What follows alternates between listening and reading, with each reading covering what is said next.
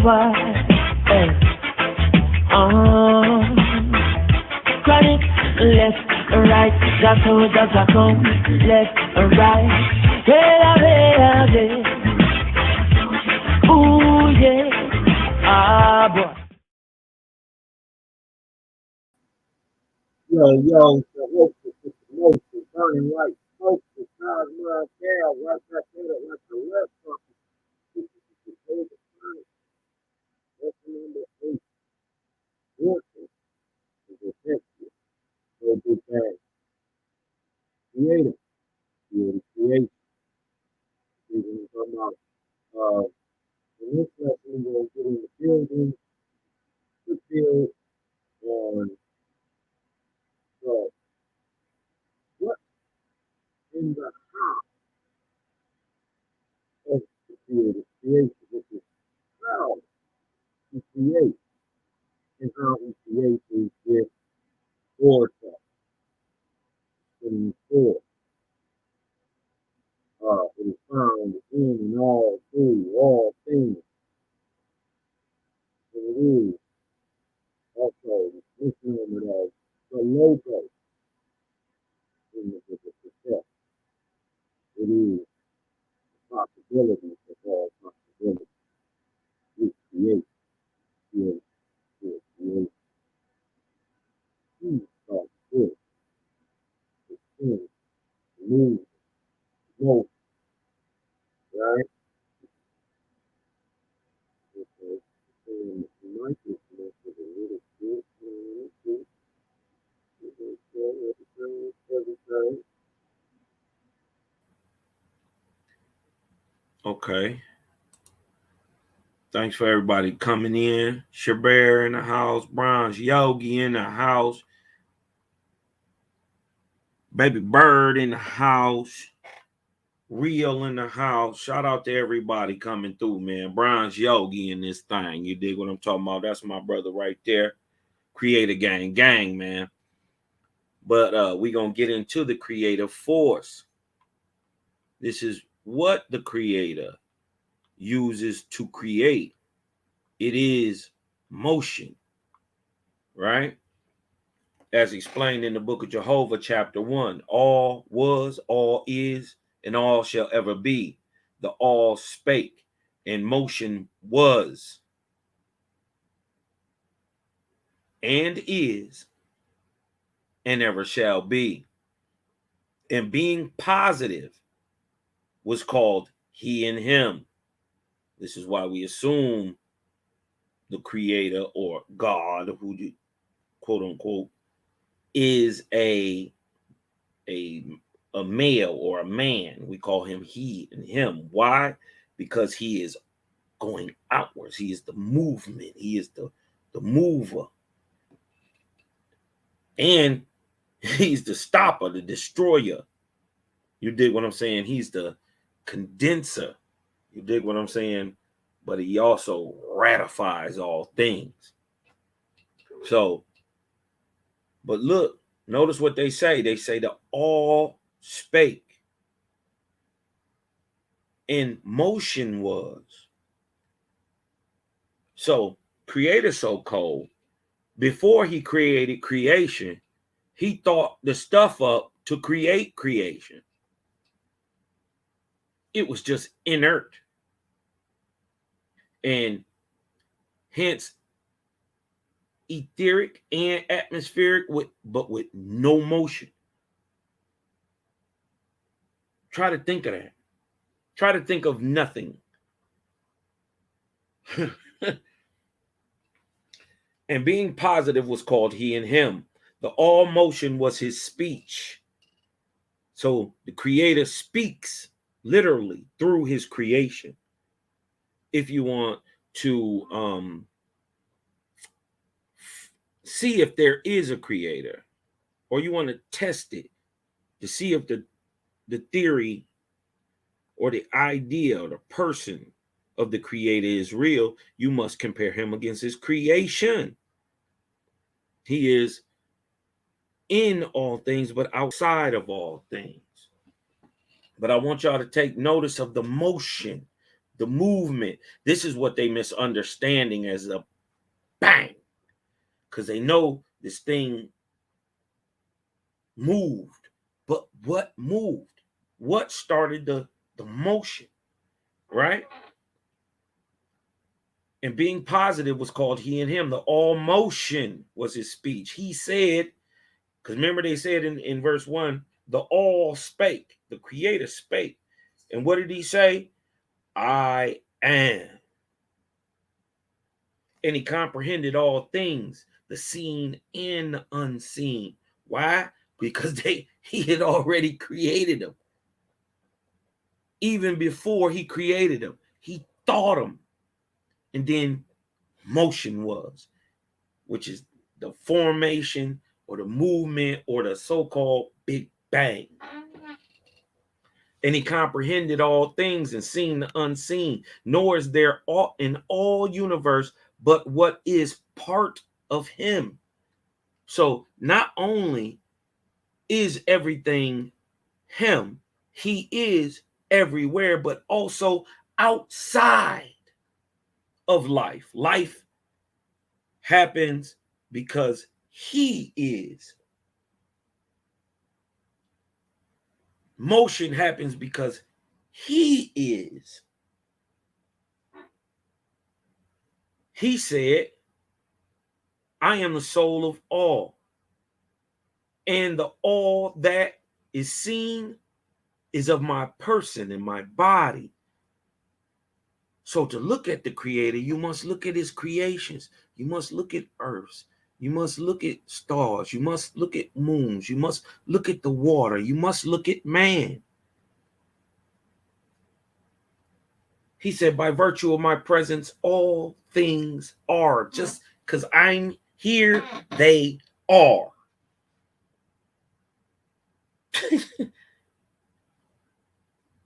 By virtue of my presence is life. By virtue of my presence, just because I'm here, are the living brought forth into life. I am the quickener, the mover, the creator, the destroyer. I am first and last. Woo! I think these are some of the most powerful words spoken throughout the whole entire OWASP. Flat out. I don't think it get no better. He explains himself. That is so rational. If I was going, even an author comes with a foreword, you know what I mean? And if you was the creator and you was going to explain yourself to man, well, then the first things you would probably say to him is explaining to him who you are. And look what he tell him. He said, I am the quickener, the mover, the creator, the destroyer. I am first and last of two apparent entities. This is what you can perceive to the best of your ability. I am of two apparent entities am I. Nevertheless, I am but one. These entities are the unseen things, which is potent, which has power, and the seen or positive, and the seen, right? Negative, female, earth energy, right? And let's get that first. Negative and positive doesn't mean good and bad. Light and dark don't mean good and bad. You see what I'm saying? Light and dark, good and bad, male, female, up, down, left, right, corpor, spirit, ether. They are necessary. Remember, your creator created the possibility for all possibility. It is the vortex. Dig. He say, of two apparent entities am I. Nevertheless, I am but one. These entities are the unseen, which is potent with power, and the seen, which is of itself impotent and called corpore or physicality. With these two entities, in likeness thereby of myself. So the creator is unseen and seen, so he creates the seen and the unseen. Makes sense. With these two entities and likeness thereby of myself, made I all the living, for as the life is the potent part, right? So is the corporeal, the impotent part. The physical part is not the end all be all. And so what he's saying is, and what we understand now for a fact is, you are not your physical body, right? You are more than that. The physical part is no different than anybody else in the world, right? That's the impotent part, right? But the thing that makes you you, that soul, that spark, that personage, comes from a creator and is the potent part and even animates this, right? But let's get into this. I want to show y'all a dope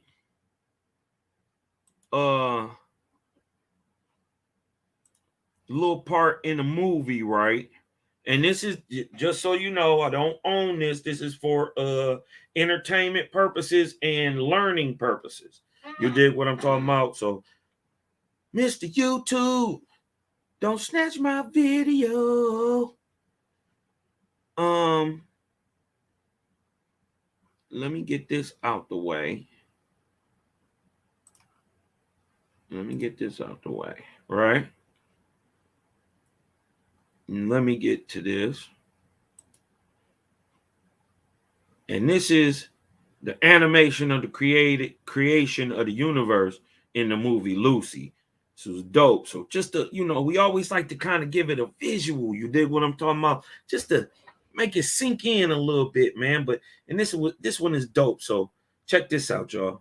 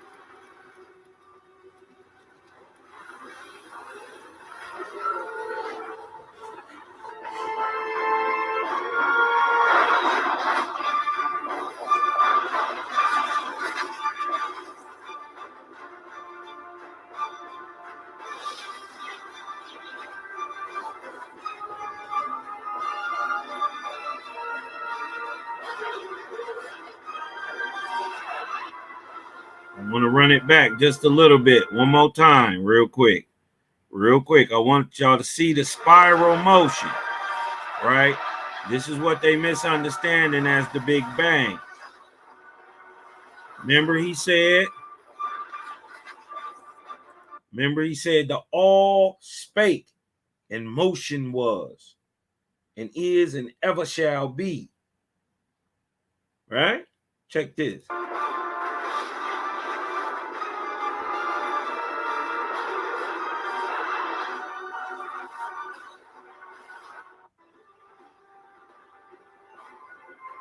See, Moo? Anybody? Aja, nebula.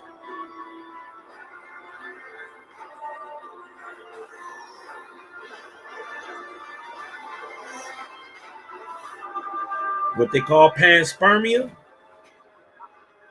Uh-oh. See that? Y'all see that vortex? Y'all see the grand vortex? Boom. Hold on. Let me go back a little bit. Boom. Look at that thing there, right? Look at that thing there. Right? Let me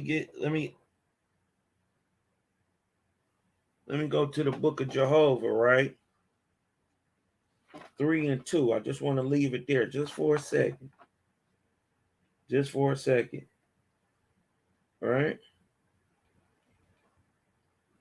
He say the whirlwind. No, 3. I'm gonna go to 2. Man looked upward in prayer, desiring to know the manner of all created things, both on earth and in the heavens, and the creator Jehovah answered him, saying, the whirlwind made I as a sign to man of the manner of my created worlds. As thou beholdest the power of the whirlwind gathering up the dust of the earth. Huh? It does it for the sun first. Remember that. Gathering of the dust of the earth and driving it together. Know that even so do I bring together the Aja, the Semi light, the Jaya, or the dark, the Jaya, the Semi light, right? And the nebula in the firmament of heaven by the power of the whirlwind or the vortex. Create either corporeal suns and moons and stars. And I commanded man to name the whirlwinds in the Etherian firmament. And he called them the same thing he called them today, vortices, and walk. According to their shape, called he them. So look what we find here, even in an idea of man. You dig what I'm talking about? We can't, even though he don't understand it, he can see it. So he know it must have had to start somewhere. He thinks a bang did it. No, motion did it. And it created a vortex, like they say, like the whirlwind on earth. Dig it. Check this.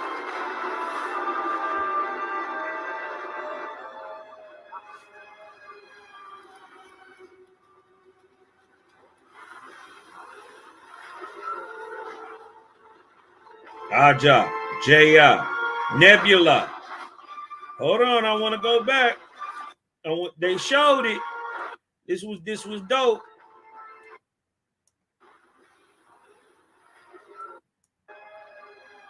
Light, semi-light, and falling rock nebula. You dig what I'm talking about? And then there's, see this black stuff down here at the bottom? What they call space? That's ether. Right? Great sublimator, what they call space. Look, they showed it though. Dig this. Let's go back. Look. Aja, Jaya, semi-light, nebula. Ooh. And I dry, what'd he say? What'd he say? And he say, by the power, behold, it's the power of the whirlwind gathering up the dust of the earth and driving it together. Know that even so do I bring together the Aja, the Jaya, and the nebula in the firmament of heaven. By the power of the whirlwind created I.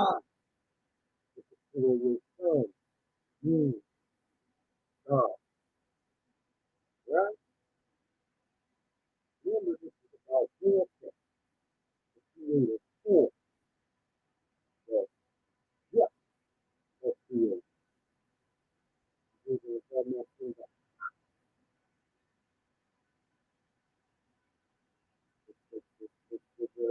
little bit. Let's see. Ajah, what do you say? So do I bring together the Ajah, the Jayon, the Nebula? Remember, Nebula is falling, it's rock. So when you smash the planet together, that's what I'm talking about. So look at all the rocks falling still through the planet. It's hot. Like, notice it all. It's hot. Whoa.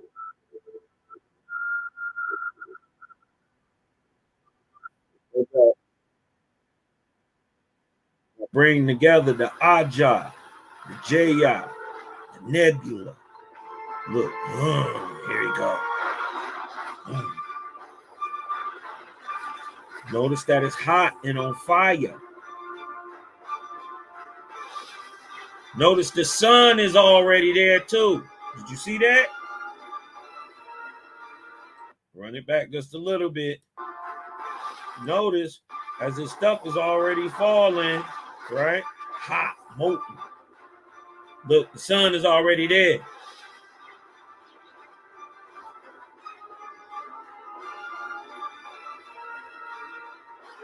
Molten, hot.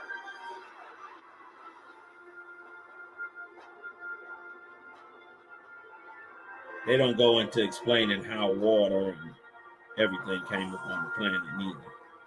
But your God don't tell you in Genesis 1:1 when he created the so-called the heavens and the earth, how and with what.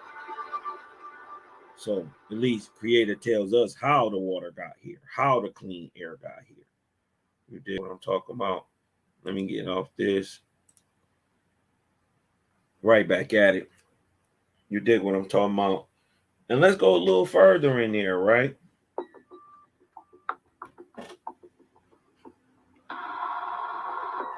Hold on. I gotta cut this. Oh, my bad.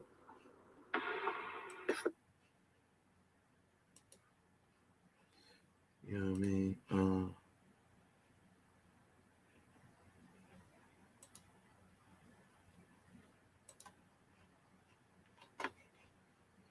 Uh-oh. Let me size that down a little bit. Bring that down a little bit. Open it back up.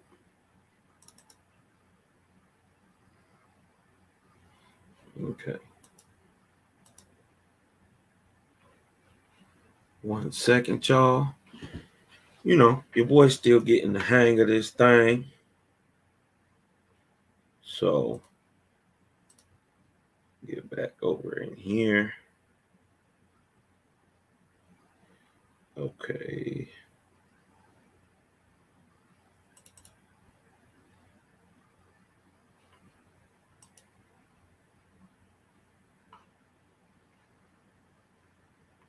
All right. I got a YouTube video that's in the background trying to load up, but what?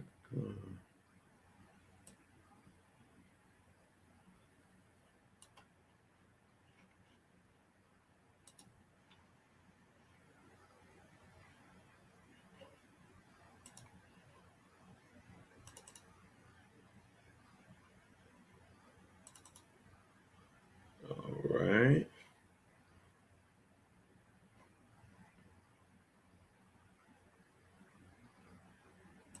Why doesn't every home in the U.S. have solar panels? The number one reason is not about sunlight or weather. The little ads. I hate them little ads, but I'm gonna leave that right there, and we're gonna get right back to it, rocking and rolling. Okay, so right where we left off at, right? Let's go right back to the book of Jehovah. We started at 2, we at verse 4, right? Chapter 3. By the power of rotation, swift driving forth in the extreme part, so at the ends of the vortex, like the power, like a whirlwind is pushing everything to its center, not pulling like gravity. Take notice of that. By the centrifugal is what they towards its middle, right? By the power of rotation, swift driving forth in the extreme parts, condense I the atmospheric worlds, or the planets, that float in the firmament or atmosphere. When people say the firmament, they think of a glass hard dome, or you dig what I'm talking about? What separates breathable air from etheric space is our atmosphere, more rarefied out there because the sublimation powers of sublimation of ether are more extreme at the ends. Didn't what it just say? That the swift driving forth in the extreme parts, right? So condense I the atmospheric worlds that float in the firmament, and these become my corporeal worlds, like earth. In the midst of the vortices made I them. So before there could even be a planet, there must be a vortice first. You must find the spin, what they've now proven in science as Fibonacci spiral. You dig what I'm talking about? This is what they find it.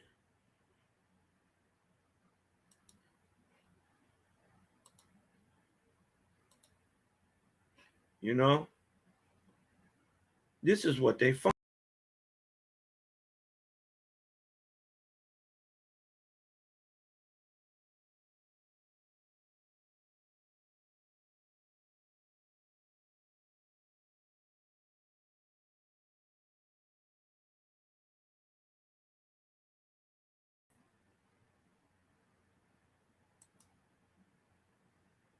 Okay.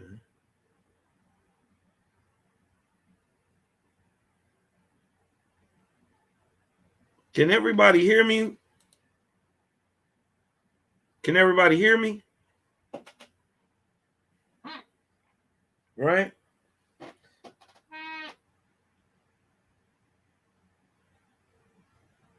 He says, condense I the atmospheric worlds that float in the firmament, and these become my corporeal worlds. In the midst of the vortices made I them, and by the power of the vortex, I turn them on their axes and carry them in the orbit. So this is what we see. Our planet does this, spins on its axis and go in its orbit around the sun.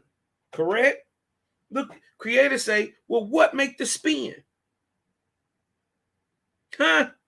They try to say it don't spin today. Don't none of this move, and it's flat like a table. So I always ask, well, what's on the bottom of the table? Gum? You dig what I'm talking about? So, anyways,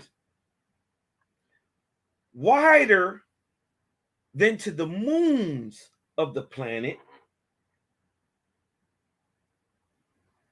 have I created the vortices, and they carry the moons also. So our moon travels in our Earth's vortice.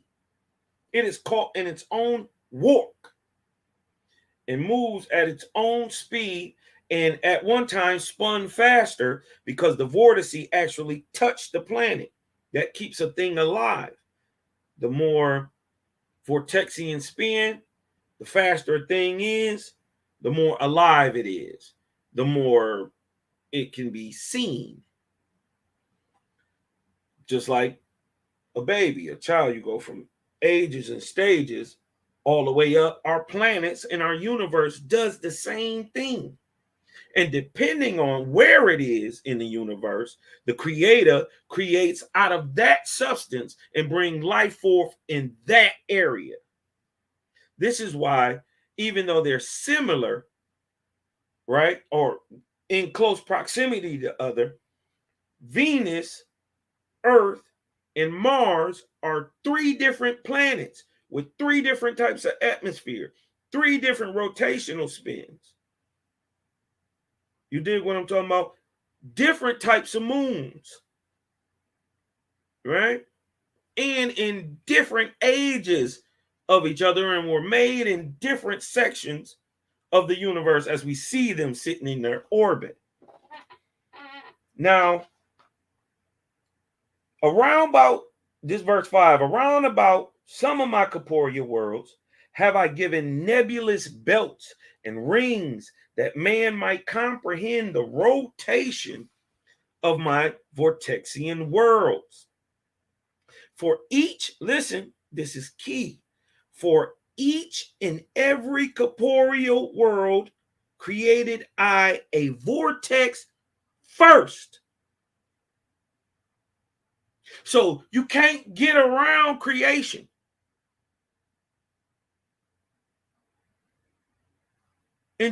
Without mentioning the vortex. In Genesis 1:1, God says he created the heavens and the earth. How? How did you make, first of all, how did you make the planet before you made the sun? Then secondly, you made plants before you made the sun. Now we look at nature and creation itself, and we find that that don't mix. Show me a plant that don't need light to grow. Even though they start off in the dark, they can't finish without light.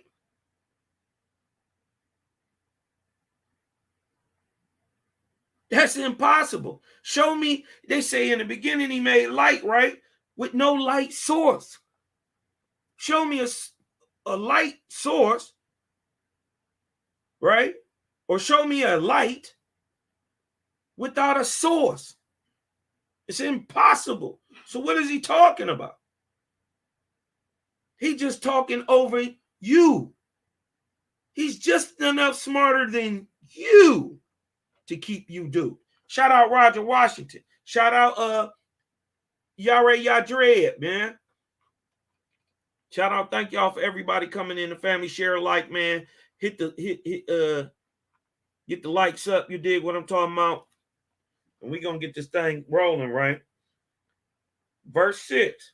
For each and every corporeal world created I a vortex first. They know something started to spin. They know this, right? But they haven't, many of these scientists, many of the leaders of the world do not believe in a creator. The sister, Erica Badu said, many of the scientists do not believe in God, but they fear us just the same. Why do they fear us? Because you know, and you have always known, firstly, God is not you. God is more than what you are. And then over time, we've all been indoctrinated.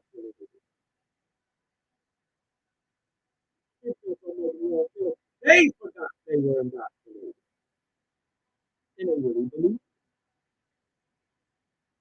But the Creator says that each and every before you know that sun, moon, star, quasar,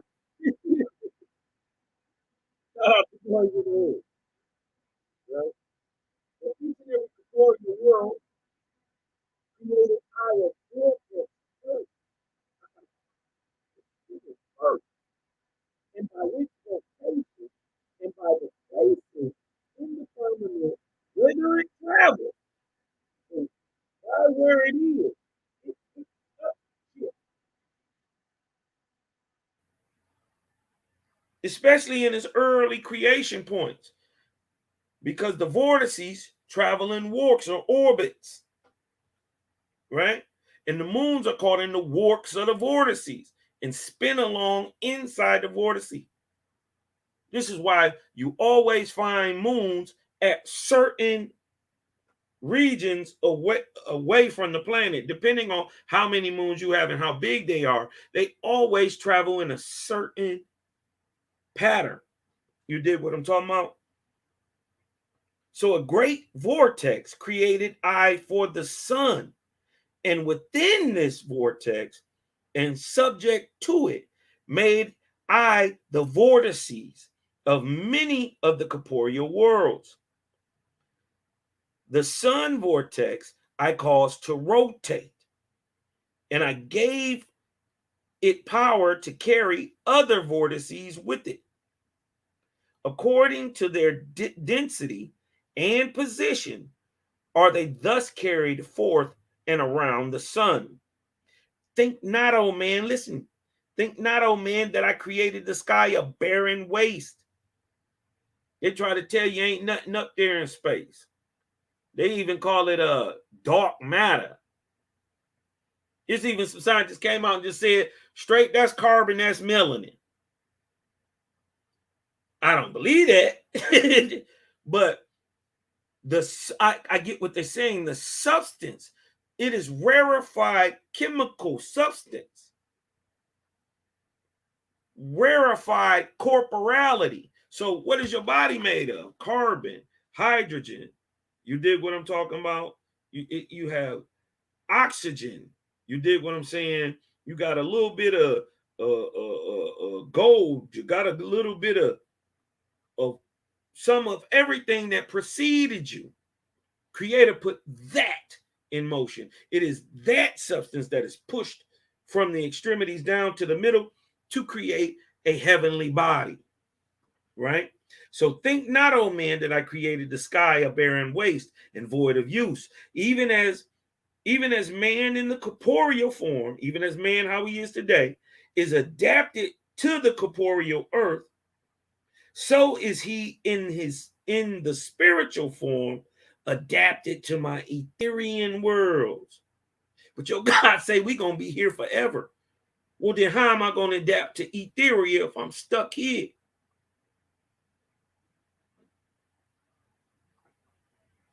He said, I gave you the spiritual form. So he says, so is in the spiritual form adapted to my Etherian worlds. Your physical body adapted to the physical earth. Your spiritual body is attached to the Etherian heavens and Etherian worlds. 3 greatest states, right, have I bestowed on man: the corporeal, the atmospherian, and the Etherian. We can see, remember he said, of 2 apparent entities am I. I am physical, right, or corporeal, right, and I am atmospherian, right, seen and the unseen. But he is also etheric. What makes 2 parts of hydrogen mash with 1 part of oxygen to create water? That force that pushes and amalgamates, allows the amalgamation of hydrogen, regardless if it's moving. What allows it to amalgamate, that is the etheric world. You dig what I'm saying? Hold on. I apologize. I thought I had my phone on. Whatchamacallit. Let me turn the ringer off. Okay. Right. 3 greatest states have I gave man. I gave you physical or corporeal, atmospherian or spiritual, and Etherian. Right? This is what allows the mix of corporeal. So it's really a great trilateral instead of a bilateral thing. You dig what I'm talking about? There's 3 entities because you got physicality, right? you got spirituality, right? But then right in the middle, you got the psychological, right? Psychology, right in the middle. You dig what I'm saying? So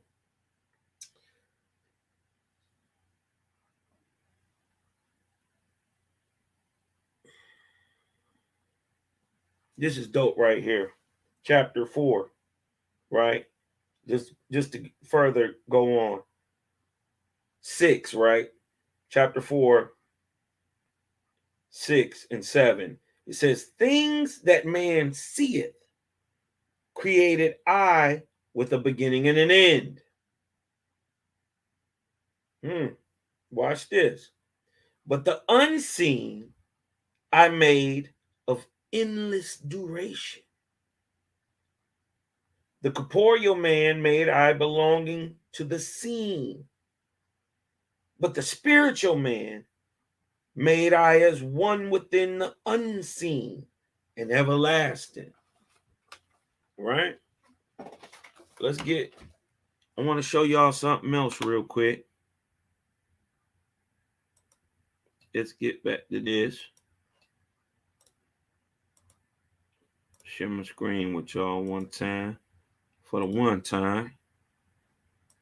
Dig this, right?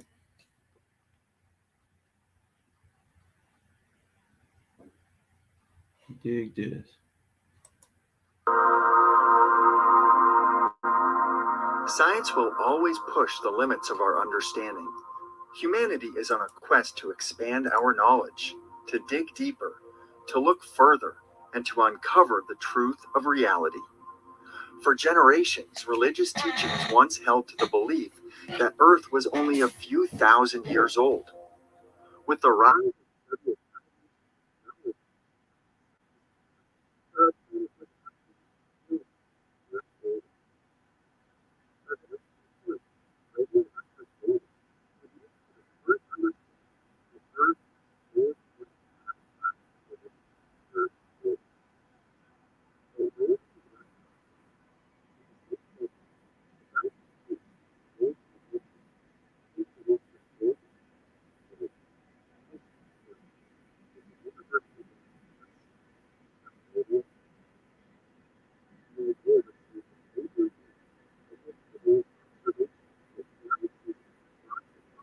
Notice this is a theory.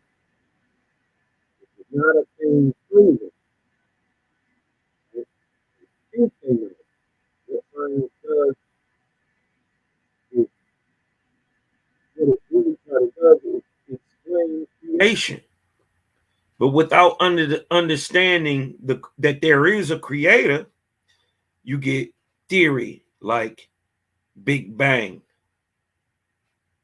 Right? But let's get back to it. We ain't gonna stand on the cosmos are speeding away from us in all directions, as well from the 1960s discovery of cosmic microwave radiation. But where did the Big Bang come from? What happened before the Big Bang, which occurred 13.8 billion years ago? Someday we might know the answer, and once we have the answer, the next logical question will be, what came before that? Sacred geometry reverse engineers our method of scientific exploration. It does so by starting with the logical beginning of everything, which is nothing. Before there was something, there was nothing. The universe was without form and void, and dark.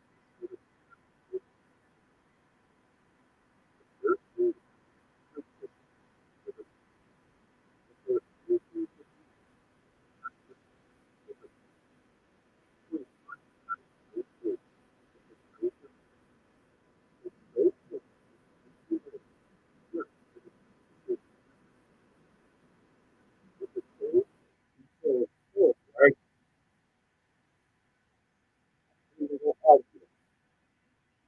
Right? But imagine you, you,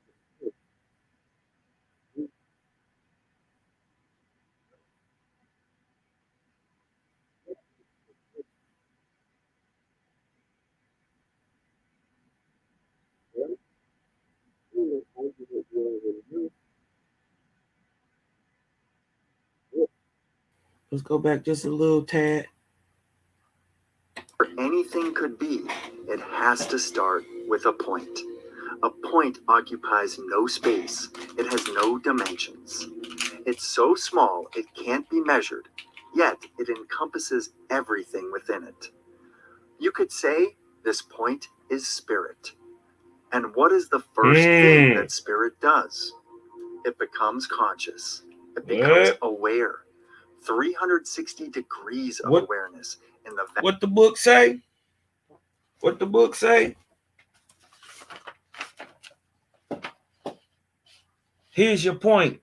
All was, all is, and all shall ever be. Then they said it must be spirit. Correct? Right? But of two apparent things, he made everything, the seen and the unseen. The seen is the physical part, your point. The unseen is the spirit. Right? Let's dig it. Let's go back just a little bit. See what they say? It's so small it can't be measured, yet it encompasses everything within it. The all was. Say this point is spirit. And what is the first thing that spirit does? It becomes conscious. It says, in the all spake. 360 degrees of awareness in the vast emptiness of the void. Uh-oh. The ancient Egyptians believed. Hold on, my faith to see it though. Hold on, let me run it back just a little bit. Vast emptiness thing that spirit does. Faith to see it. It becomes conscious. Look. It becomes aware. The sign of the creation right there. Look. Look. Hold on, let me run it. 360. Look. Creator ain't no lie, man. All you got to do is look around and see him, man. This is the creative force. This is Vortex. The force that, the rotating force created is called Vortexia. You dig what I'm talking about? But let's get back into it real quick. But I just wanted y'all to see it. You see him? 60 degrees of awareness in the vast emptiness of the void. The ancient Egyptians believed that this innate aspect of consciousness is what sparked the process of creation. Then what did spirit do? The only thing it could do. It moved. The first 3 lines of Genesis in the King James Bible. Hold on. In the beginning, God created the heaven. Right. In the beginning, right? What beginning? Don't it say question, test the spirit? Okay, well, let's test the very first lines. If y'all remember, right?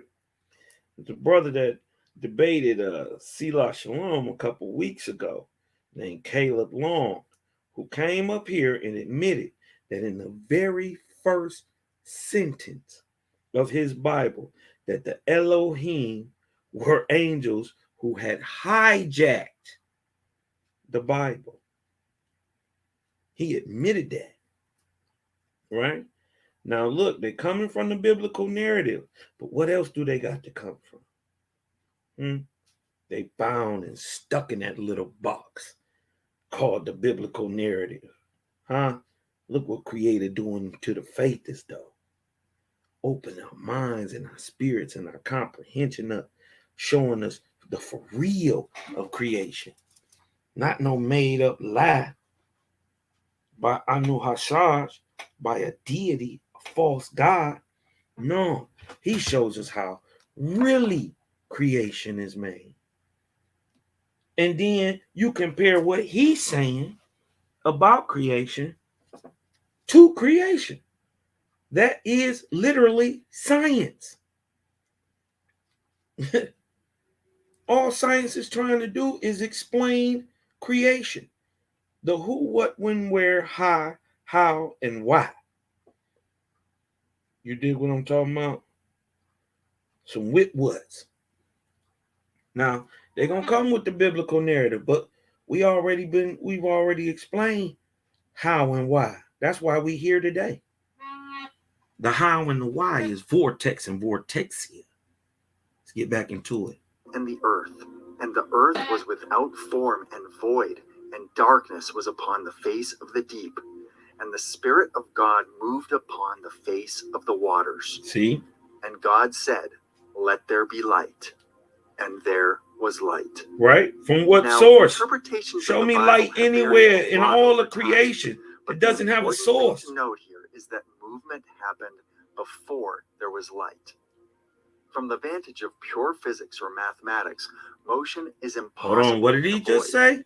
Interpretations of the Bible have varied a lot over time, but the important thing to note here is that movement happened before there was light. From the vantage of pure physics or mathematics, right? Motion happened before light.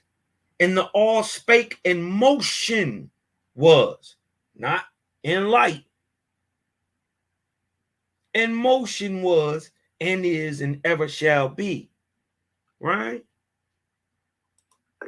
motion is impossible in a void. You can't go anywhere, or fall, or rotate. There's just infinite emptiness in all directions. So in order to move, you need something in relation to move to.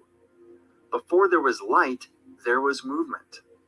Once Spirit created a point in space, it was able to move to the edge of its awareness and expand consciousness, creating another circle to form the Vesica Pisces. This football-shaped opening in the middle is the geometric image through which light was created. And it is also the geometric shape through which our eyes receive light. Oh, we know our eyes receive light from the sun. Awareness, following the Genesis path, right? By But movement came before the intersection of the sun. circumferences and expanding. The second movement creates the third circle, which forms the Holy Trinity. With each movement, more information unfolds. By the fourth motion, we have moved halfway around the first circle, 180 degrees from the first motion. On the fourth day of Genesis, exactly half of creation was completed. After 6 movements, 6 days, a geometric miracle takes place. We have a complete pattern, the seed of life. This complete pattern is called the seed of life, for it contains the recipe of life and all its potential. The second rotation of circles forms the 3-dimensional shape. The ancients, who were concerned with life and death, called this cluster of spheres the egg of life. Your entire existence is dependent on the egg of life structure. Everything about you, from your height to your eye color, was created through the egg of life form. Spirit would continue this pattern with a third rotation. 19 circles produces the flower of life, a shape that is found in ancient cultures around the world. From China to Ireland to Egypt to India, they all had some notion of the flower of life. Why is this shape so special? Because the information hidden in the flower of life is so important and so sacred that our ancient ancestors had to keep it secret, which was appropriate at that time.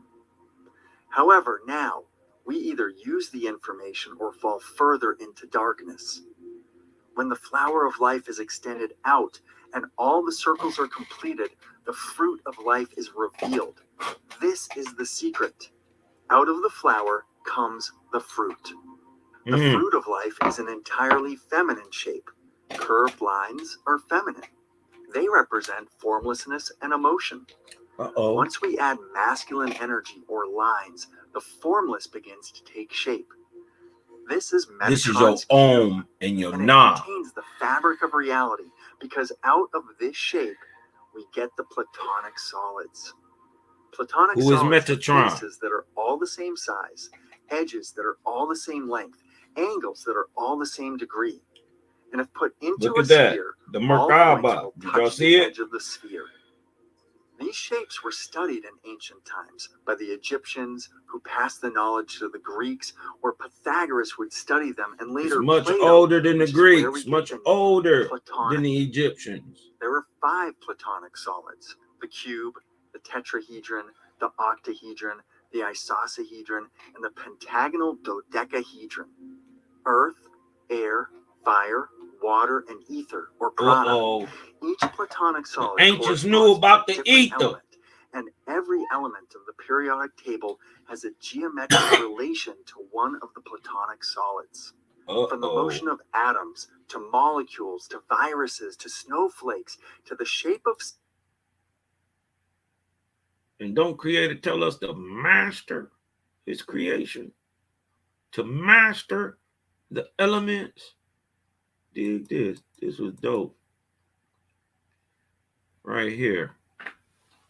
The periodic table of elements, right? Every single one of them holds a form akin to one of these shapes. Metatron's cube, the tetrahedron, what they call the Star of David, or aura. This is aura is when they talking about white and yellow in the iron. It's a chemical makeup. If y'all don't believe me, so like a bioluminescence, right? It's from the genes, the genetics. Remember, they were 50% angel. You don't think they glowed a little bit? Well, how do you prove it? This is in Nature Today. Do y'all know what this is called today? Luciferase. Luciferase. They was giving it to you in your shots to trace you in your jab shots. Well, did y'all know that? Luciferase, showing that it's a bioluminescence and it can be detected by, if you got a little bit in you, it can be detected by camera scanner. They even had a gun, right? A ray that you put to your head, and it sees if you give off this aura, this Star of David. Huh? Don't believe me? Look up Luciferase. The hexahedron. Look at the cube. The octahedron. The dodecahedron. The icosahedron. Look at this. Iron. Look how oxygen shows up like a square. Interesting. Look at palladium. Barium. This is nuts. Creator's crazy. You think of the mind that thought of all this. There was no mistake, it couldn't. A big bang is like saying, right, that, they saying that something blew up and it made all this life and all this intricacy and all this mechanism that works between all of it, right? That's like going into a junkyard, right? That's like going into a junkyard and blowing up an atomic bomb, and what's left is a 747 jet, all working, all put together. That is just as ludicrous. Just like you couldn't blow some stuff up and create anything other than a hole, right? Creator ain't blow nothing up, and don't work like that. Look, let's get back to it. They got a lot of good info in here, but you gotta, like the boy Cootie Mayo say, dodge the hijack. You dig what I'm talking about? Remember, he's coming from a biblical narrative, but really, what else would they come from? Man, it's so good to have a watch me, man. It's so good to know Creator, man. Not stuck no more. Dig. Platonic solids.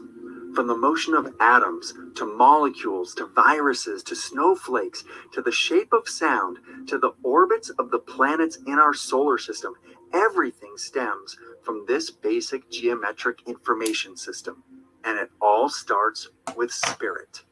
Because the Creator say he is in all things. Religious teachings in a metaphorical sense, That's and proof less of in it. a literal materialistic sense, will allow us to decipher the encoded wisdom and may perhaps serve to bridge the divide between spirit and science.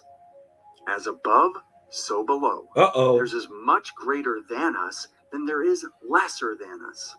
There's as much outside us as there is Didn't the within. sister Deshawn bring out the chakras yesterday? Everything below us is constructed from geometric relationships. When we study sacred geometry, notice why they keep showing this pyramid. Our place in the universe. And how is it fire up here in the sky? All this curious exploration is they telling on themselves. Finding out who we are. Nope. Creator bringing the truth out. Mystery to ourselves, and to uncover where we came from is to know ourselves on the deepest level. Everything, from the smallest particle to the biggest star, is connected, and you are at the absolute center of it all.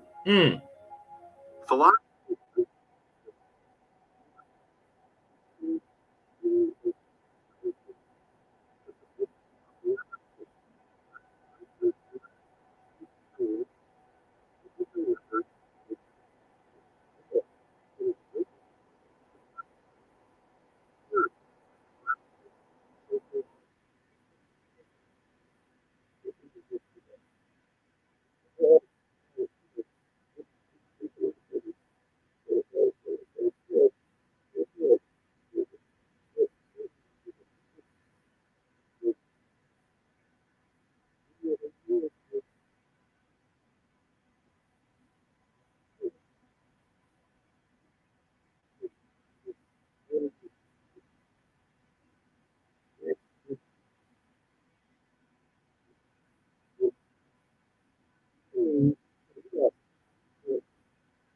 Look what Galileo says.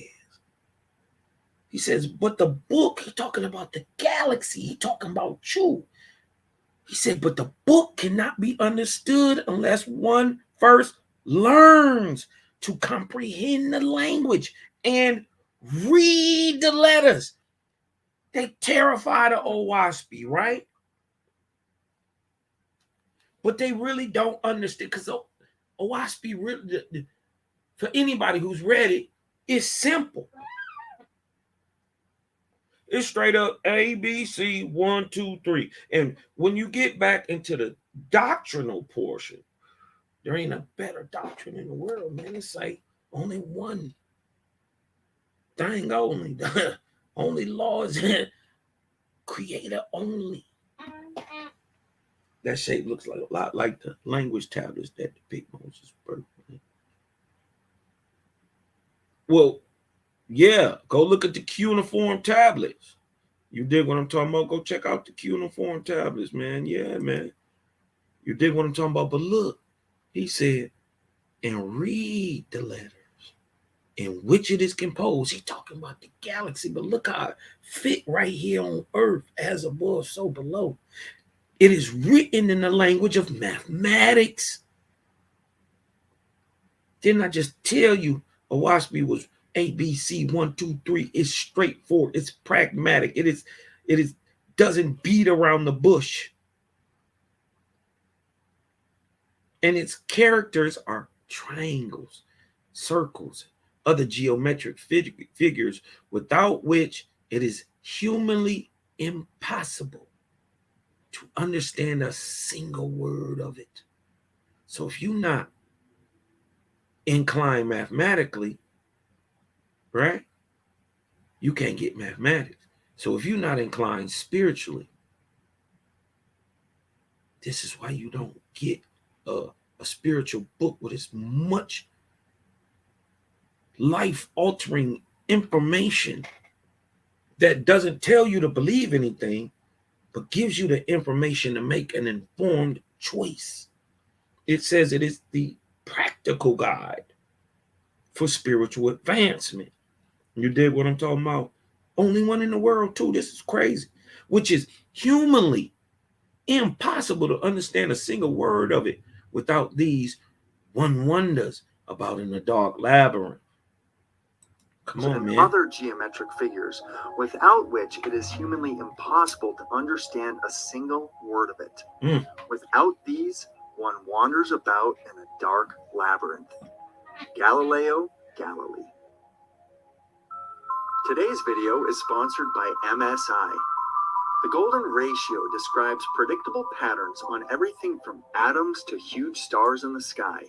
Check the this out. Is derived Proof from of creator in his Fibonacci creation. Sequence, named after its Italian founder, Leonardo Fibonacci. In the sequence, each number He say it's in everything. Of the two This is the only thing that's in everything. 2, 3, 5, 8, 13, etc. The simple sequence produces an amazing proportion of 1.618, which is known by many other names: the golden ratio, the golden mean, phi, and the divine proportion, among others. So why is this number so important? Well, almost everything has dimensional properties that adhere to the ratio of 1.618, so it seems to have a fundamental function for the building blocks of nature. For billions of years, life on Earth has evolved around this proportion to maintain balance and harmony. Our ancient ancestors incorporated the golden ratio into their structures and daily lives. And today, our best technology continues this evolution, for it follows the laws of nature to design user experience, enhance aesthetics, and efficiency. This is the inspiration behind the MSI Creator Z16 laptop. MSI values human-oriented product design, merging golden ratio aesthetics design with modern-day technology, assisting users to solve problems in life, breaking through boundaries, and exploring more potential. MSI has successfully merged opposition of objective science ratio and subjective human emotion in one. Paying respect to the beauty of nature and golden ratio, the Creator Z16 perfectly interprets the concept of technological aesthetics. The overall design of Creator Z16, combined with a concise CNC milled aluminum chassis and lunar gray outlook, is a perfect combination of introverted texture, modernity, and practicality. This honors the 1.618 ratio by featuring a 16:10 display that is designed for users' most comfortable visual experience with a higher vertical area. This provides more viewing landscape to enhance working efficiency. No matter if you are a video editor, photographer, or designer, Creator Z16 is able to make your creativity come to reality.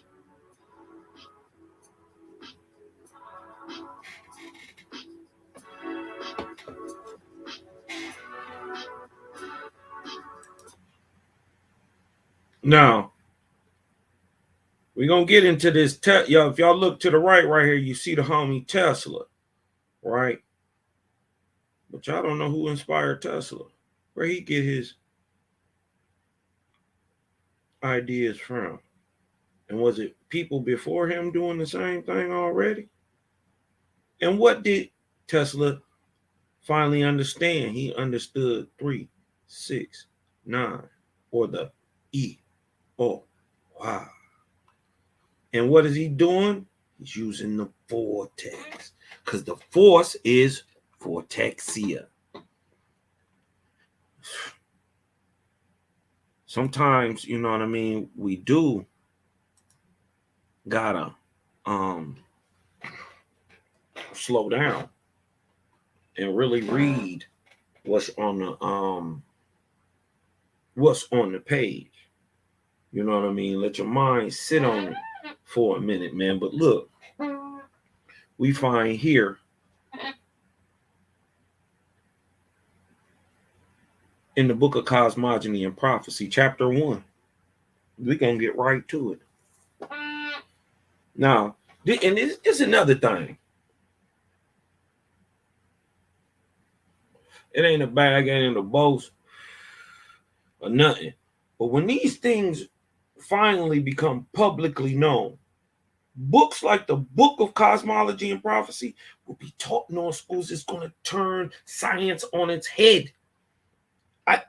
Because even, you know what I mean? I just listen.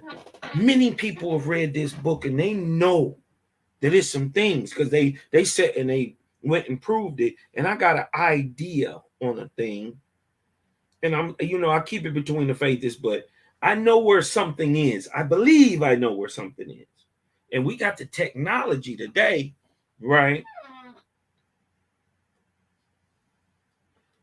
to actually look, go see, and it not even cost us an arm and a leg. You dig what I'm talking about? And if what I think is there,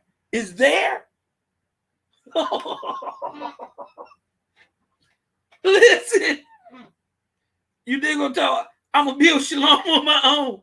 You dig what I'm talking about? Y'all just come on here. I'm telling you the truth.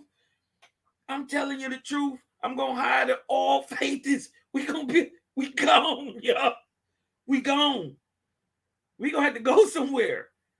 You dig what I'm talking about? If what I think is there is where I think it is, and why everything ain't for everybody, right? But I got some stuff. I'm bringing some stuff out, man, and you dig what I'm talking about. We'll get into it in further bills, but I'm not gonna put out what I'm thinking. You dig what I'm saying?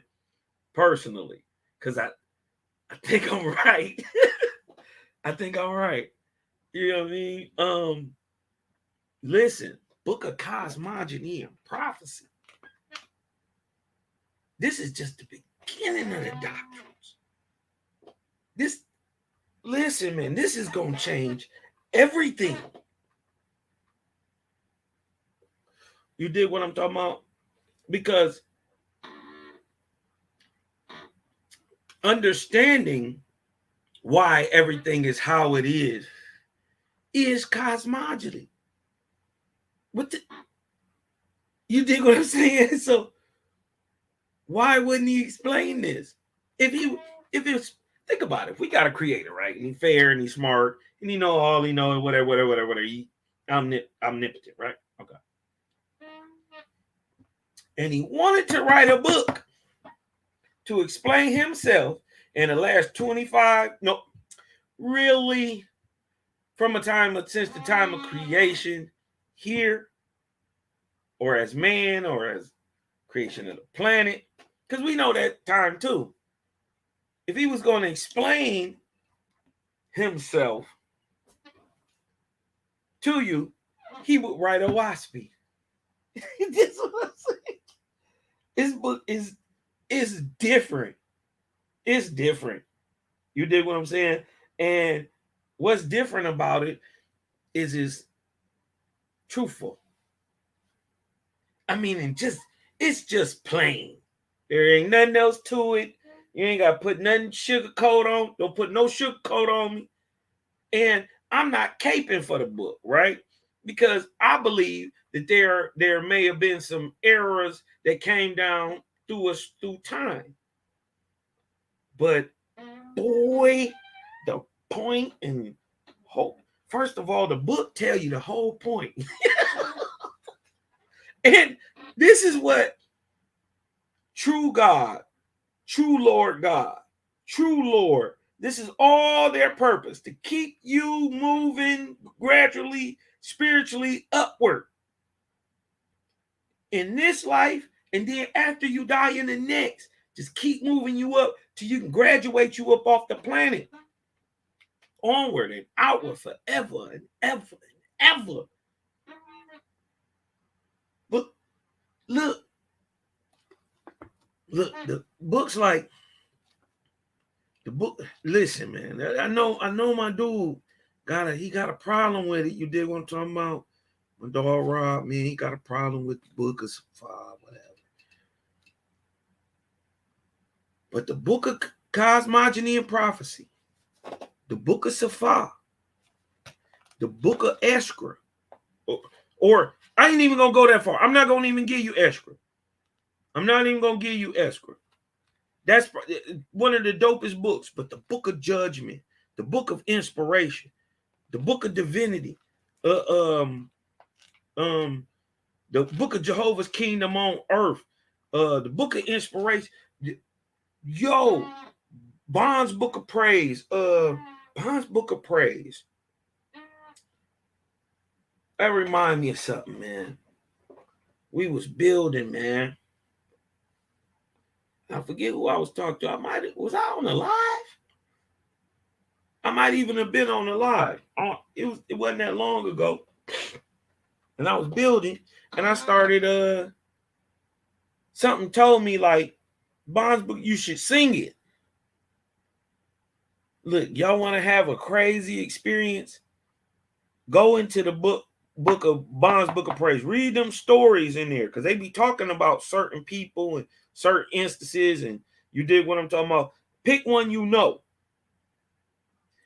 and just sing it. I can't sing. You dig what I'm talking about? I can harmonize. You dig what I'm talking about? I can hold a tune or whatever. You dig what I'm saying? But as in, I'm about to woo, woo, woo. Oh, now I'm not about to do all that. You dig what I'm talking about? I ain't Jeffrey Osborne in here. You know what I mean? And, I ain't about to Luther nobody nowhere. You dig what I'm saying? But this is the book of cosmogony and prophecy. Chapter 1 and 1. Listen to what he say. The same principles apply to all the stars. Some of the stars? No. All the stars, suns, moons, planets, differing in manifestation on account of size, motion, density, and relative place. It's coming out jabbing off top. You do what I'm talking about. What it's telling you is, I do the same thing everywhere all the time. But depending on where it's at is how it's made.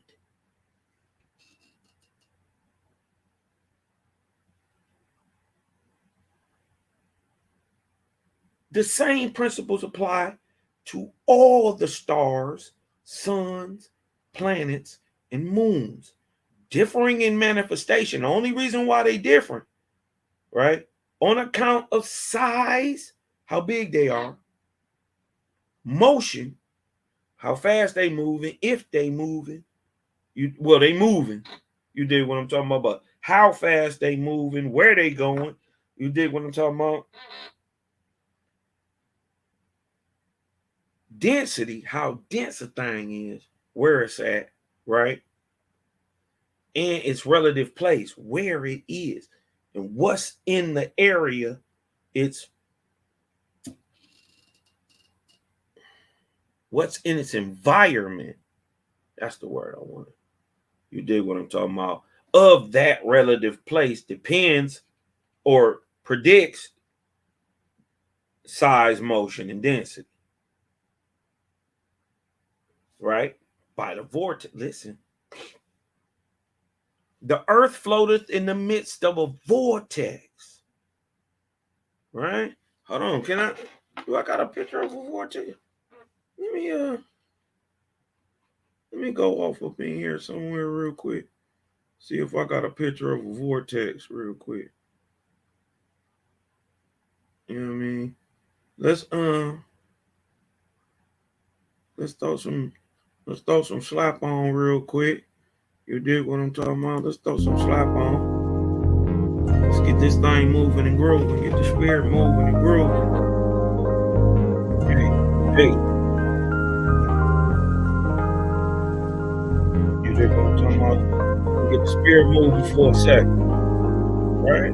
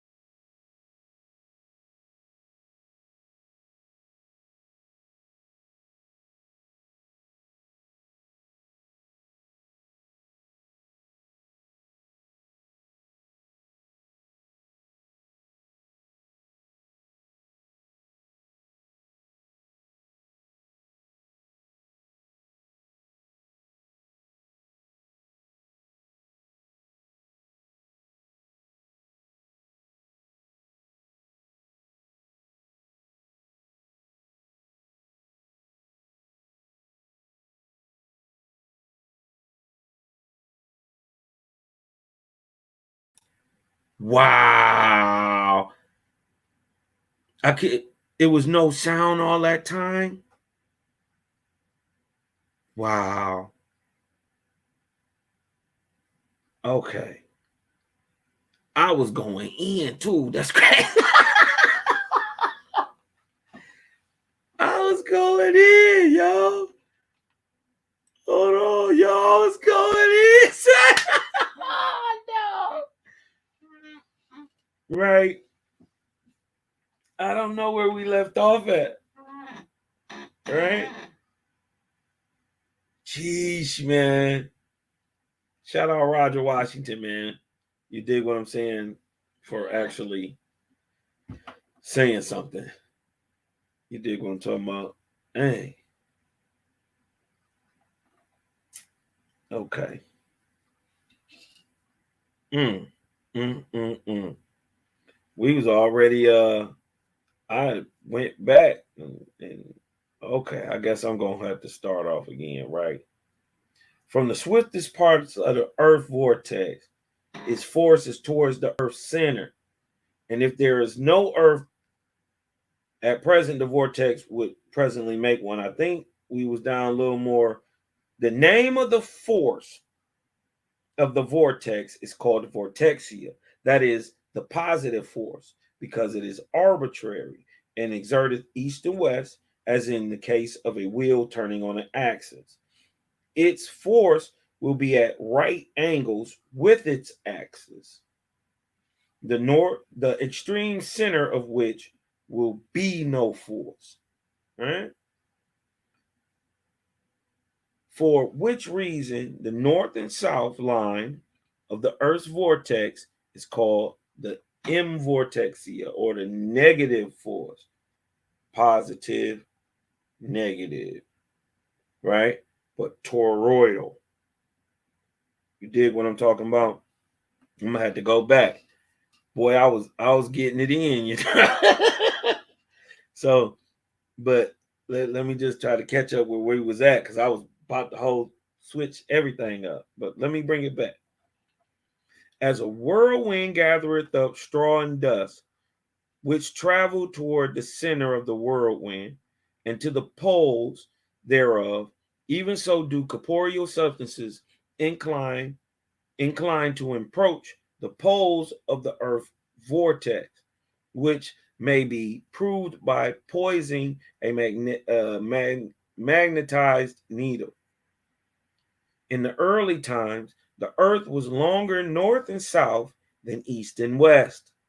But the M vortexia, the north and south, right, being less than the vortexia, which is the east and west spin, right, the earth assumed a globular form. We just showed y'all that how matter acts in zero gravity or in space, right?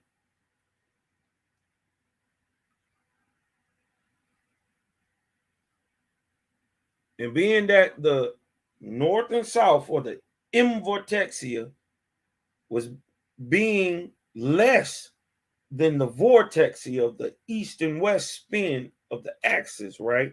The earth assumed a globular form, which was afterward attenuated east and west. So the axis became east and west. Then it again turned to adapt itself to the polarity north and south. Here's your quote unquote pole shift. You dig what I'm talking about? In these various turnings of the earth, the same force of vortex exerted ever to the east and west, by which behavior every portion of the earth have been to the east, to the west, to the north, to the south, which is proven in the rocks and boulders and mountains of the earth. And science agrees. Science agrees that the magnetism is shown in every direction in the mountains of the earth. So if it's always been east and west, the thing in the middle must have moved. If the force always go this way, right? So should only be force right here on the object, but it has been exerted every way, because what Owaspy is revealing, that every part of the earth has been east, west, north, and south. Why your God don't even tell you how old the earth is? Really though, you dig what I'm talking about? Talking about billions of years. Why don't he give you a way to measure that, to prove it? You dig what I'm talking about? Shout out to the brother Keon Cooper, man. Shout out to Roger Washington. Shout out to the fam, gang, created gang in the house. You dig what I'm talking about? And science agrees that this so-called magnetism exerts in every direction, right? Arbitrarily. So how could every part of the earth being south, every part of the magnetism being south, north, east, west, and attenuated in that way, if it hadn't been there? It wouldn't be there. But we find it there through science, right?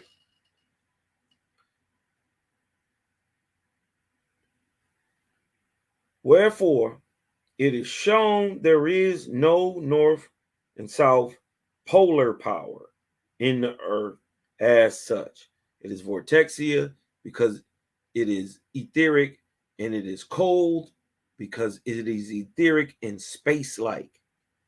You dig what I'm talking about? It's cold in space. You dig what I'm talking about?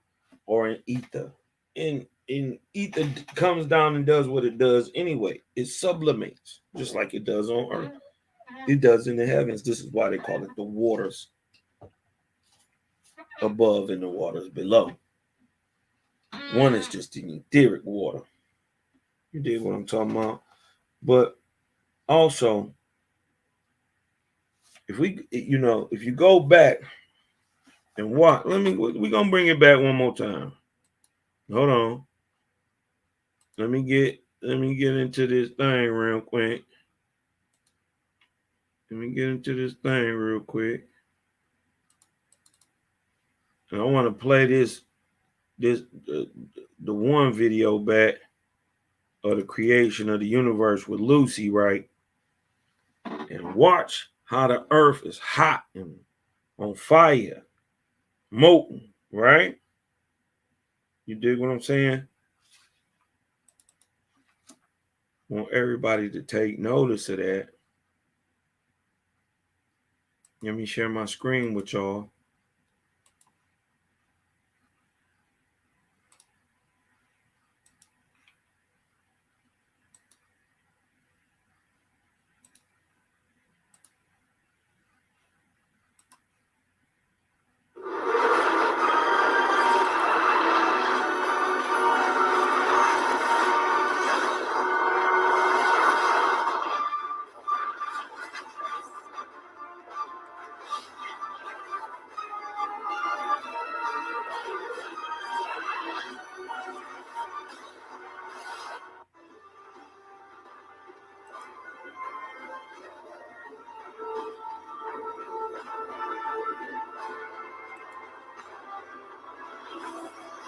Yeah, I have to exit out of that real quick.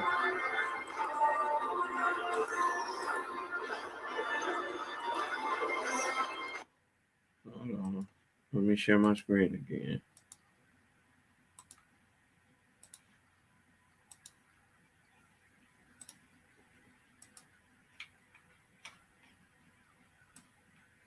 Okay.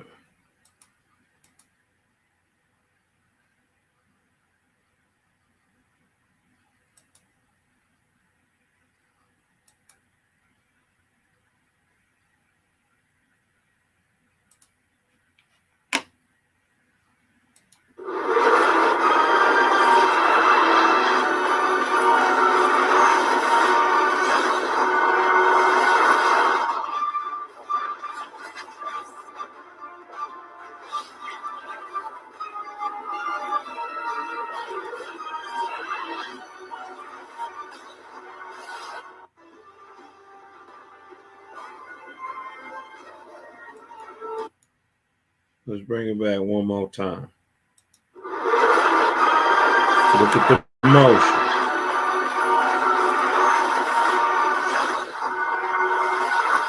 Look at the motion.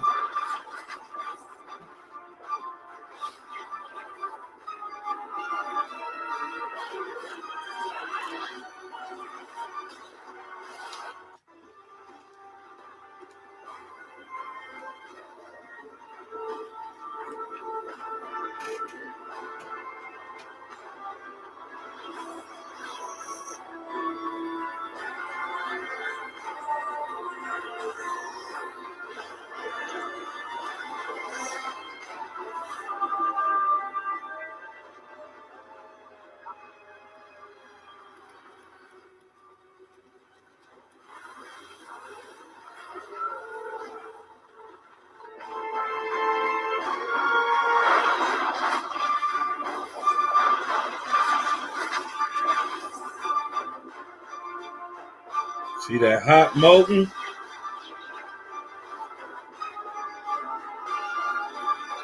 What gives a thing heat? Motion.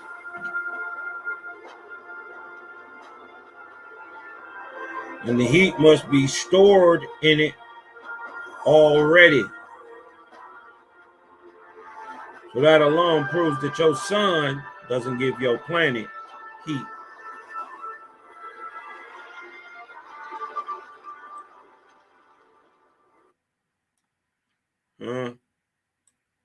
I think I had another one too.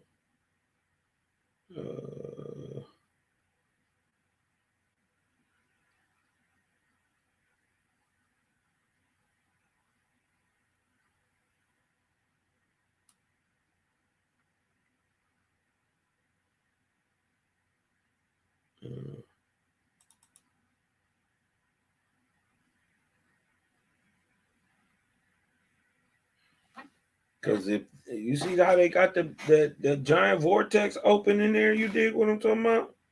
Why doesn't every home in the US use solar panels? The number one reason is not about sunlight or weather or even politics. It's actually just because but creators say, man, it's a whole bunch of stuff out there, man. Install if you qualify.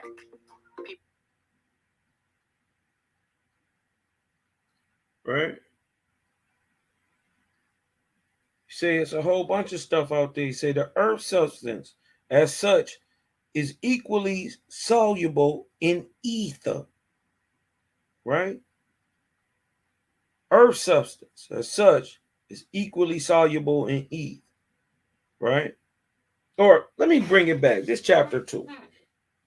Starting at 1. There are 2 known things in the universe, ether and corpor. The former is the solvent of the latter. So ether sublimates corpor.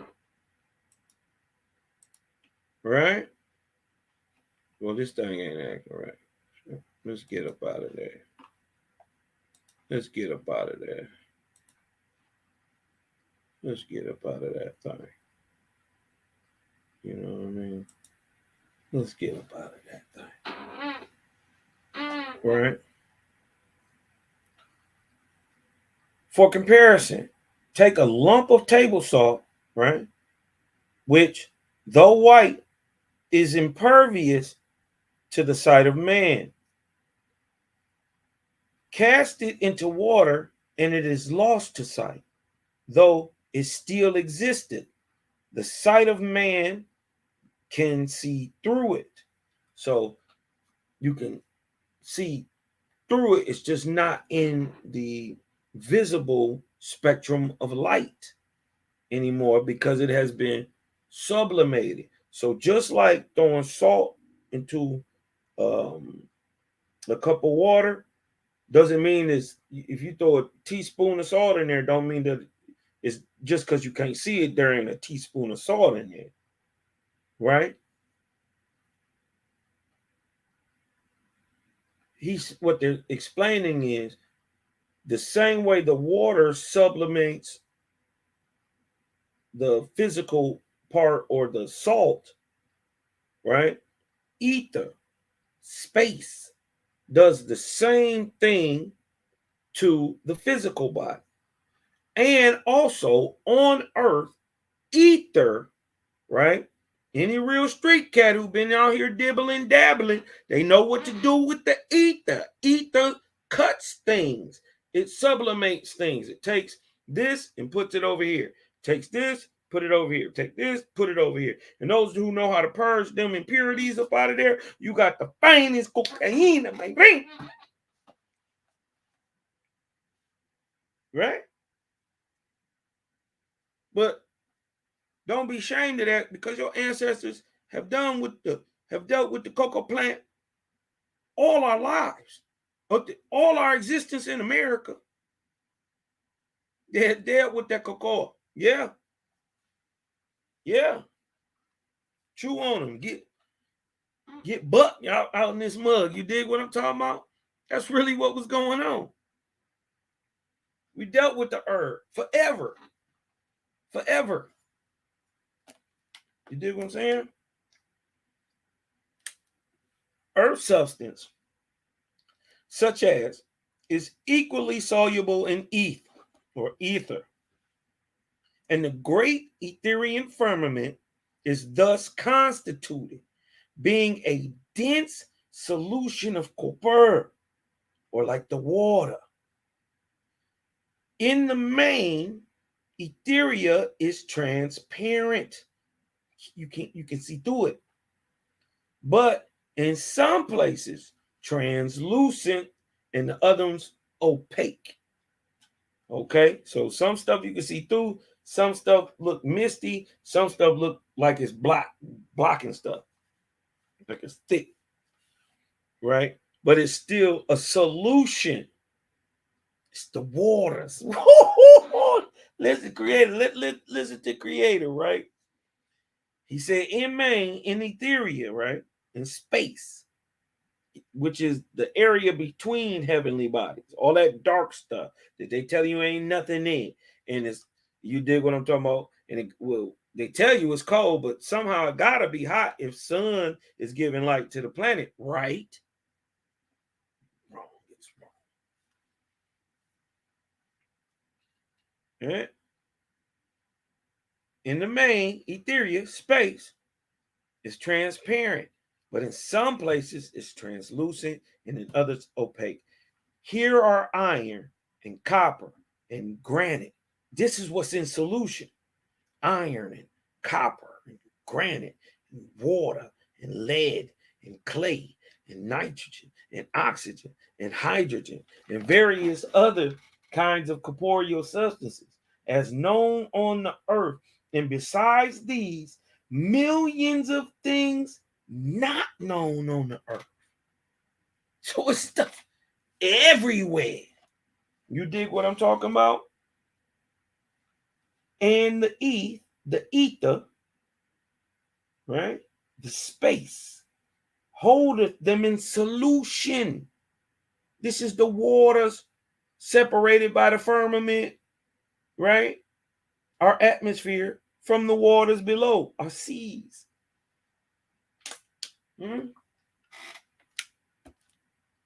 This only works on a globular ball. You know what I'm talking about? Listen. And Eve holdeth them in solution, even after the manner that the air holdeth the substance of the clouds. Listen. Which is water in solution. Boom. Right? And as some clouds are as rarefied as to be imperceptible, whilst others are opaque and even black, so are the comparative conditions of etheria, of which matters more will be said further on, right? In the case of the vortex and etheria, that is, after the manner of the whirlwind on the earth, the corporeal solutions are propelled towards the center thereof in greater density. when it is sufficiently dense to manifest light and shadow, it is called a comet or nebula. When still more dense, it is a planet. When as a comet or nebula, the M vortex hath not attained to an orbit of its own, it is carried in the currents of the master vortex of the sun, which currents are elliptic, parabolic, and hyperbolic. Hence, the so-called eccentric travel of comets, right? See Humboldt, Cosmos, right? Volume 4, page 545, right? At this age of a comet, right, it showeth nearly the configuration of its own vortex, its tail being the M vortexia, or the north and south weaker spin, right?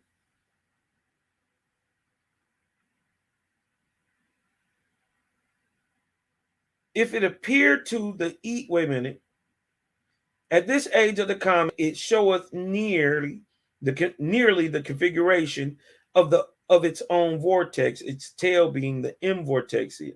If it appears to in if it appear to the east of the sun, the tail turneth eastward. If a west from the sun, it turneth westward. Two directions of power are thus manifested, and also two powers. First, that the vortex of the sun hath power from east to west, and from the west to the east, to which the comet is subjected. Second, that the comet hath a vortex of its own, which is sufficient under the circumstances to maintain the general form of a comet, and then hence a planet, right? The ordinary comet hath its tail away from the sun, but some comets have two tails, one towards the sun and one away, right?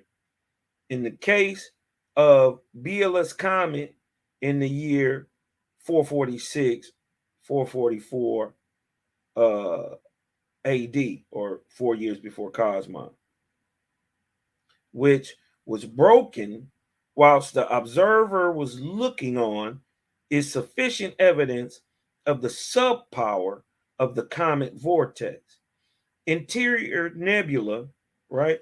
Hold on, let's look at that, right?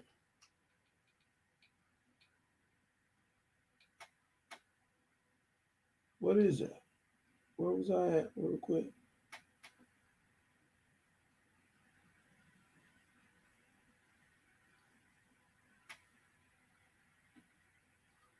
Where was I at? Biela's comment. Let's look that up real quick. What's good, Task Man? I seen you, boy. See you, boy. Gang, gang. SCG in the house, man. Creator, gang, gang.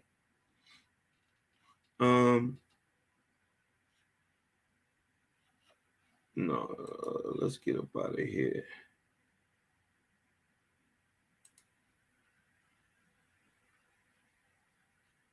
You know what I mean? Let's go back here and look up Biela's comment. Let's do a Google search on it real quick. Biela's, hold on. Can y'all see my, y'all? Okay, hold on. Let me share this. Oh, my bad. Let me share this with y'all. I want to show y'all this.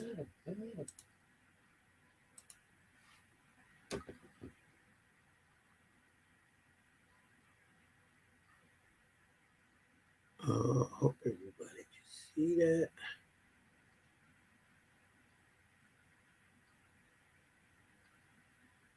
Right. Hope everybody can see that, but I'm going to read it anyway, right? This is Biela's comment. Biela's comet, or Comet Biela, official designation 3D Biela, was a periodic Jupiter family comet first recorded in 1772 by Montaigne and Messier, and finally identified as periodic in 1826 by Wilhelm von Biela. It was subsequently observed to split in two and has not been seen since 1852. Uh-oh.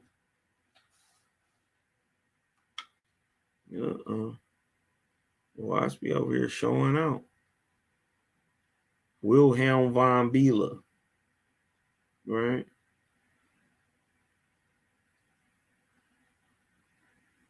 Said it ain't been seen since 1852.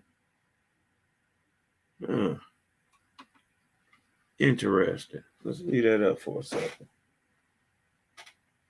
Right? Interior nebula, or substance, right? All this stuff that they just said was up there, right? Interior nebula is generally described as comets, whilst exterior nebula is usually called nebula. Nevertheless, all such solutions of corpora are of like nature, being as the beginning or the incomplete condensation of a planet. They do not all, nor half of them, ripen into planets, but their vortices are often broken and they return again into sublimated solutions. So it's the same thing one day will happen with our planet. Our vortex will stop spinning and our planet will go into dissolution.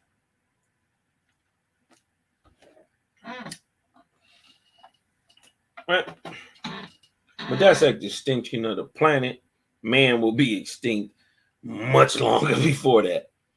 And then ain't no telling if there'll be a whole nother round of sea moon.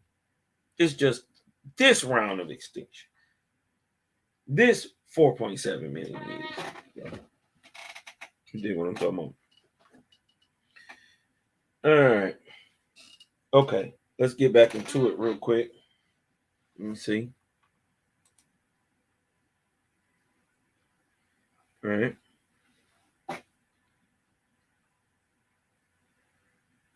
They do not all nor half of them ripen in the planets, but their vortices are often broken and they return again into sublimated solutions and are lost to mortal sight. But nowhere in Etheria, listen, but nowhere in Etheria, in all creation, is there a solution of corpora, right? Anything physical, anything sufficient, right, to put itself in motion or to move, nor sufficient to condense itself, nor to provide the road of travel or orbit, or right?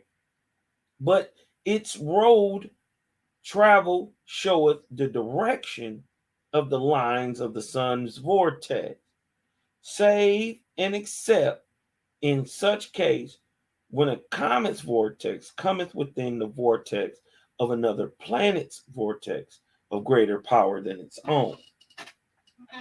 Right? As a cyclone or a wild or whirlwind on the earth traveleth with the general current of the wind, so travel the subvortices in Etheria within the axial lines of the vortices in chief. Whether within the sun's vortex or exterior thereto, the rules apply so far as nebula or comets are concerned, and the vortices that carry them. Actual velocity belongeth to all of them, and the tendency of all of them is to orbits, the which they attain to or not according to their strength compared to the master vortex. When a nebulous planet is sufficiently dense to have its corpora polarized, but so that its polarity corresponded to the polarity of the master, it is transparent. This is why you can't see it. This is why it's out of light. Why? Because when a nebulous planet is sufficiently dense to have its core polarized, but so that its polarity, right, its north and south, right, correspond to the polarity of the sun, then it is transparent and possesseth no eclipse power. Wow, but nonetheless nebulous, nonetheless there, and nonetheless physical. So it could be some stuff floating up in space. We don't even catch it and tear the earth apart. But even in that, Creator gives you a way to get around that with timetables of prophecy. You dig what I'm talking about? But just to go into it a little further, right? And to show the folly of the Big Bang, and you know what I mean? We're going to go into Delusions in Science and Spirituality, Susan B. You dig what I'm talking about? Shout out to the faith of Susan B. Martinez. Like the Big Bang, this is page 34. Like the Big Bang, which says it was about 13.7 billion years ago, maybe as much as 20 billion years ago, universe was hot wired. But even here, at the very start of the model, there is a problem. Astronomers have discovered much older galaxies, some that must have taken 100 billion years to form. Astrophysicist Fritz Zwicky, who pioneered dark matter, neutron stars, and supernovas, thought some stars were 1,000,000 billion years old. Astronomer Brent Tully more recently discovered supercluster complexes, which would have taken 1 trillion years to form. Definite grounds for challenging the Big Bang and its birthday of 13.7 billion years ago. But will at least Creator tell us how old the Earth was when man hit the planet, right? You can look this up for yourself, right? Let's go and prove it. First page, very first page, Book of Cosmogony and Prophecy, right? The age of the Earth is 14 million. Or this is what its age was, right? Or this is what its age is today. 14,247,174 years old. So in your Bible, right, when your God say in the beginning, this is when on this planet, not in all creation, right? Because as we prove in there, they said they had stars that took 1,000,000 billion years old, right? Dig this. It was incidentally in the late 1940s that the late great astronomer Fred Hoyle sarcastically and offhandedly came up with the term Big Bang, right? He came up with the term Big Bang. And he did it sarcastically. He just did it on a radio show, right? He sarcastically and offhandedly came up with the term Big Bang while speaking on the radio. We will meet the colorful Professor Hoyle later. So how does the Big Bang work? In one split second, the whole shebang flashed out from a super hot something, smaller than an atom a speck far smaller than a proton. Remember, we heard that in the video earlier. Is this science fiction I am hearing or sober cosmology? Well, if you are going to replace the creator, it better be sensational. I totally agree. In its first moments, the secular pundits go on to report the Big Bang spewed matter helter-skelter, creating a featureless primordial soup of subatomic particles. 3 minutes later, simple atomic nuclei began to synthesize quarks. These first bits of primordial matter began to pull together to form the first atoms, a short 300,000 years later. Fast burning blue stars transmuted the Big Bang's pristine hydrogen, helium, and lithium into heavier atoms. Decreasing in density after the bang, all this matter in time somehow formed huge clumps which became galaxies. That's a big somehow, and details are unknown. To explain this seeming miracle of self-creation, Big Bangsters say that gravity then began pulling together the clumps. This is what supposedly continues to hold the planets in place. 12 billion years ago, right? The swelling universe began to subside, making it possible for gravity to pull matter together out of those primordial seeds. Then this is offered as the genesis of the first stars and planets. The denser regions presumably pulled in nearby material by virtue of gravity. This is how all those primordial fragments came together in just the right way to form galaxies, right?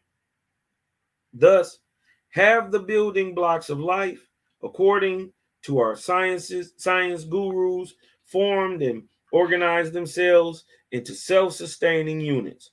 But can things really form all by themselves?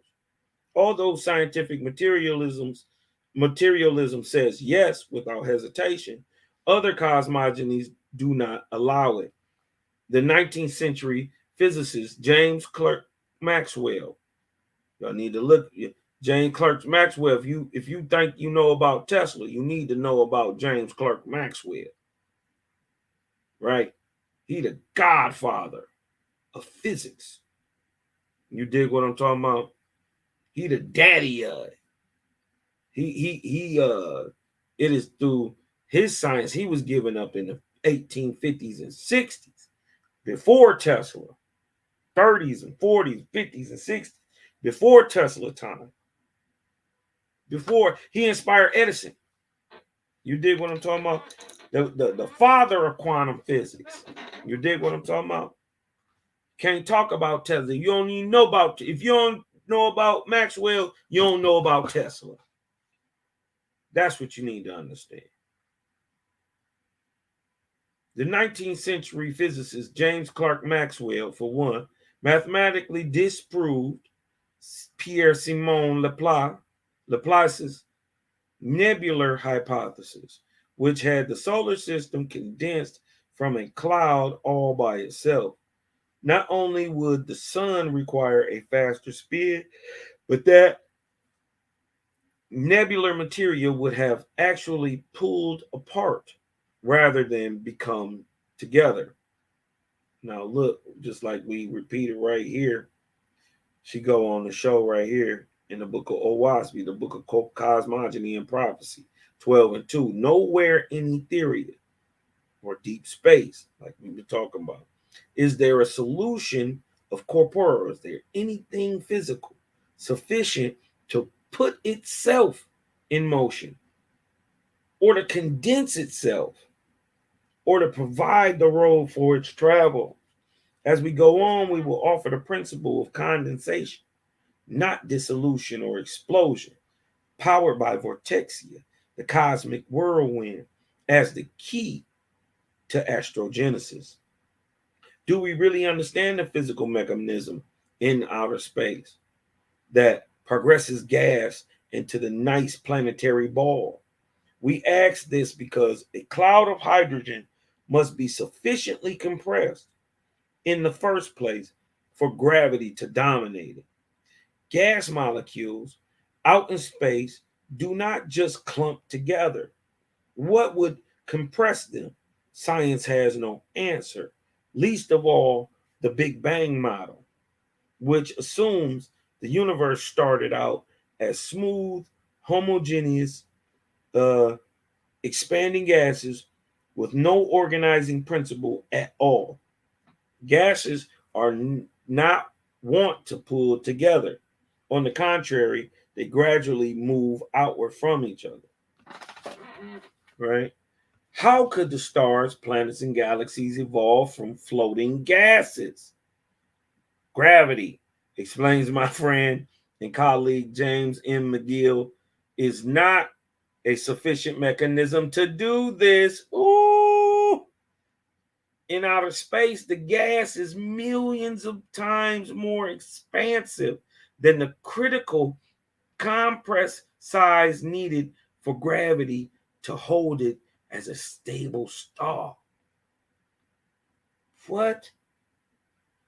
He disproving gravity all by himself. Vortexia must be the cause of the compressing interstellar gas into a ball that creates stars and planets, right? Vortexia, which is roughly the winding action of the electromagnetic field, is the long sought world maker. What I've been telling you, what's the whole name of this thing? Hey, little Buffer.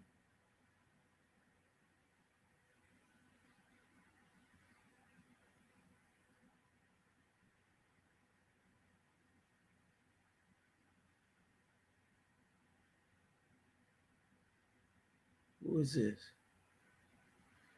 Mr. Chelsea. I didn't fight with Dr. Chakra. He had an issue. I was bringing up a point. There you go. We was talking about two different things. What he was beefing about and what I was beefing about. You dig what I'm talking about? As you see, it is what it is. So, as you say, they wanted it to go on. But either way, man, I wasn't arguing with that brother. You dig what I'm talking about? I was coming up to talk about a whole nother thing than what he was talking about. So anyway, it's all good.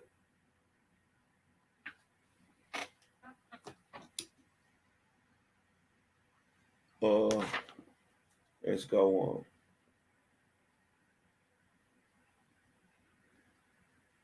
So we getting down to the point of building creation, and you dig what I'm talking about, how to create it creates.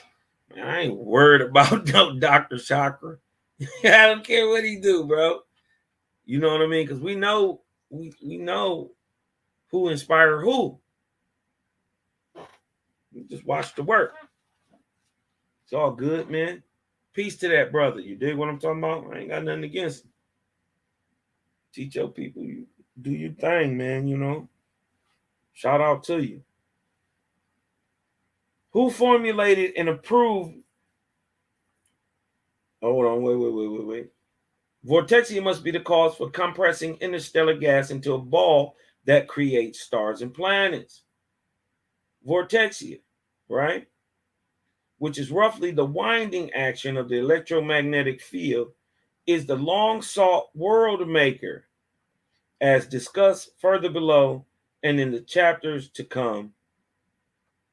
Parsimoniously, it also gives us the theory of everything. Right?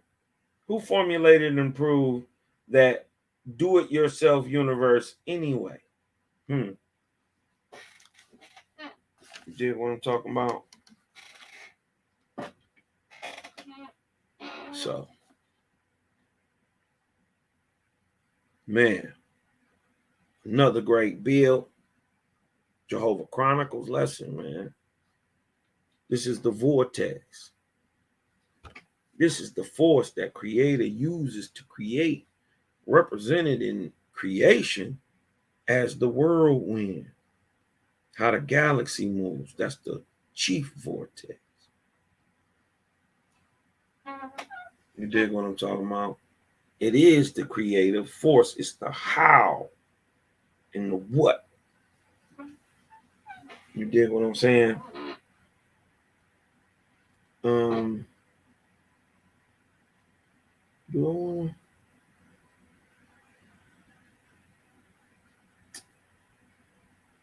Yeah, I might want to get into that. Book of cosmogony. Right.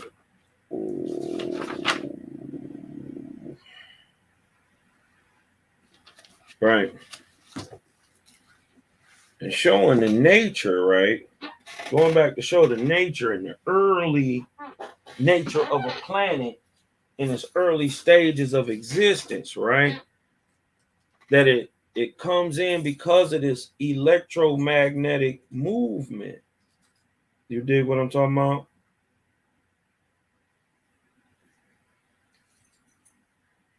It creates heat. Watch this. This is Book of Cosmogony, chapter 1, 21. And I think we're going to go through 26. When Vortexia is manifested in flames, right? When Vortexia is manifested in flames of fire, it is called electricity. But when it lieth dormant as an iron, it is called magnetism. Where two corporeal substances are rubbed quickly together, friction and heat result. This is a manifestation of vortexia, actually the loss of vortexia.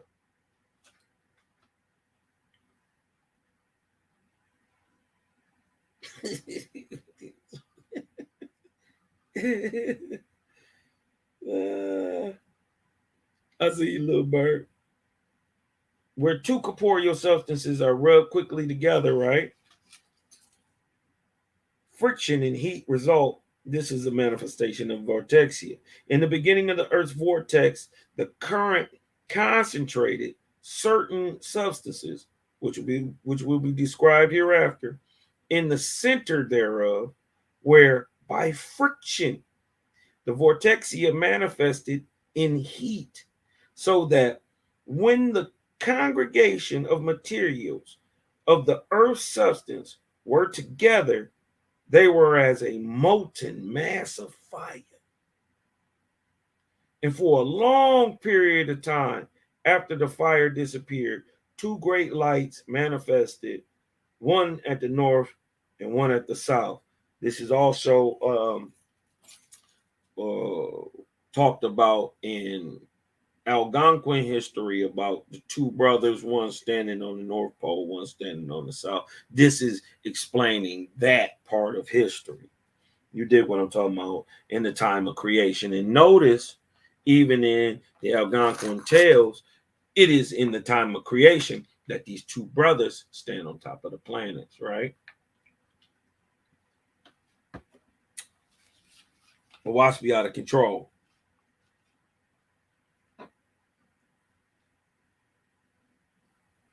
For a long period of time, after the fire disappeared, two great lights manifested, one at the north and one at the south, proving the vortexia too. Were the Earth a central planet like the sun, the light would have been all around the atmosphere, right? Would have been all around, in which case it would have been called a photosphere. This is why you believe light comes from the sun, because its atmosphere is totally lit, hence photosphere. By vortexia was the earth first formed as a ball of fire. By the same power is the warmth of the surface of the earth manufactured to this day. Think not that heat cometh from the sun to the earth. Heat cometh not from the sun to the earth, of which matter mortals in part still dwell in the superstitions of the ancients, who believed all things came from the sun. Right? Like your religion is still sun worship to this day. Christianity, Islam too, Buddhism, Brahmanism, it's all sun worship.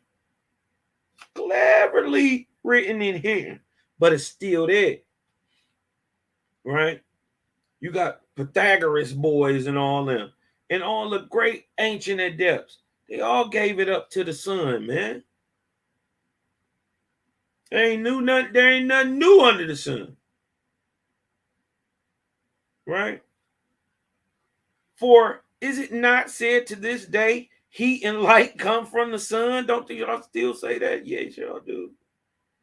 Nay, without examination, they also talk about the attraction of gravitation of the sun extending to other planets, and that the sun holds the planet in it.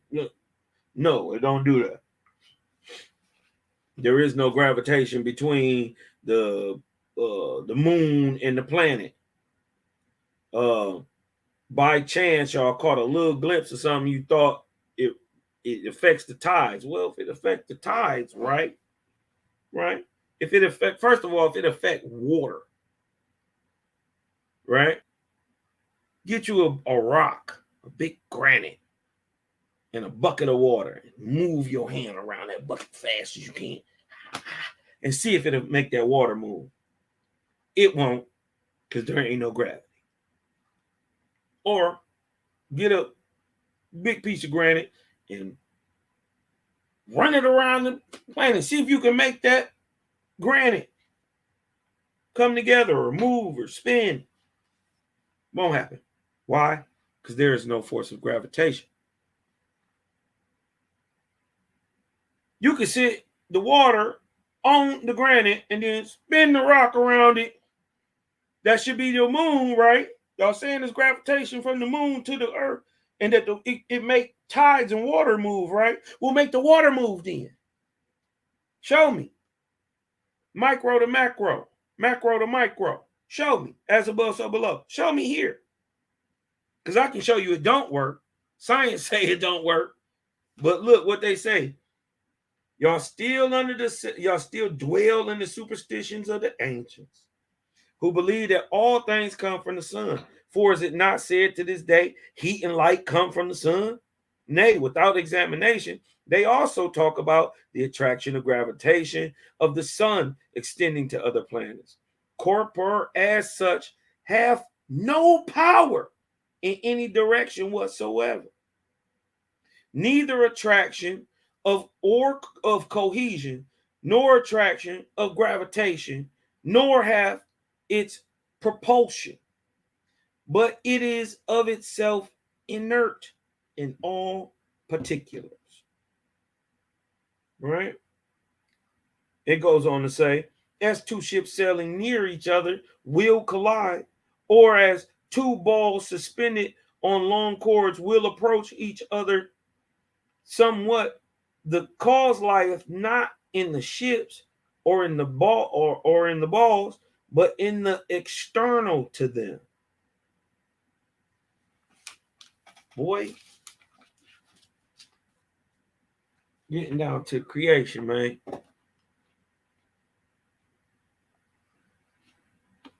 We getting down into creation.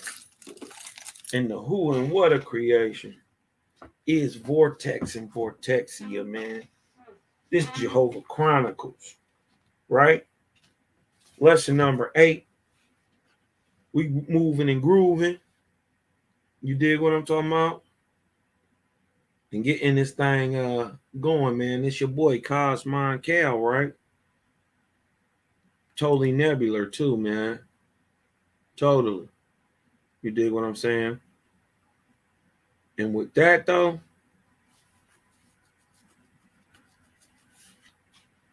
this has been number 8. This has been great, man. We just gonna keep it moving. We ain't worried about what nobody talking about. Cause they ain't got the answers. It's the creator only, man. Create a gang. You dig what I'm talking about? SCG, man. Coke babies in the house. You dig what I'm talking about? Let them talk, let them hate. But bet you they won't source up. Source up. So you got more light in the doctrine. I got something to show you how to beat white supremacy. You show me something else. Huh? Okay. Shut that shit up, man. Arguing with no niggas that ain't doing nothing, man. I ain't gonna argue with you for no reason, period. Get that off your man. Because you ain't on mine. You dig what I'm talking about? But with that, you know what Cosmon is, man. I'm out of here.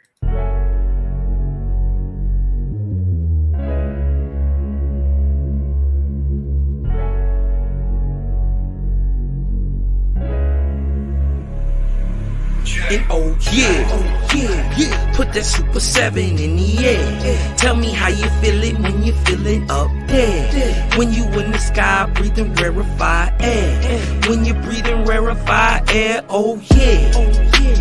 Put that Super 7 in the air. Tell me how you feeling when you feel it up there. When you in the sky breathing rarefied air.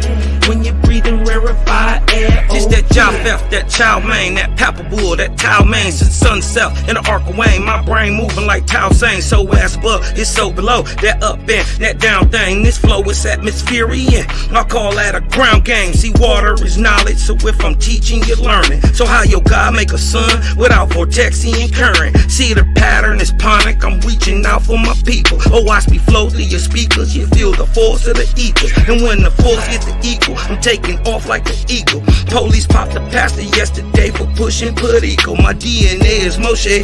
Mix that thing with higher water. My spirit rate is OTN. It's just a higher order. Got more light than Kavita. Rap a lot just like Tila. Went from sinner to saint. Shout out my big homie Sela. Got more torque than a sports car.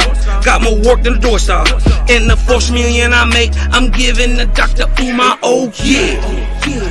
Put that Super 7 in the air. Tell me how you feeling when you're feeling up there.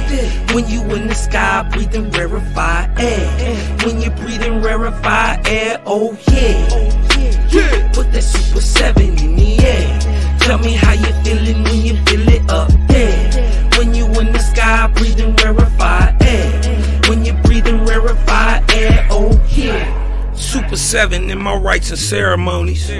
I'm married to Jehovah, holy matrimony. Confucius say, in the words of Caillou, before you hit the tomb, be a bridegroom.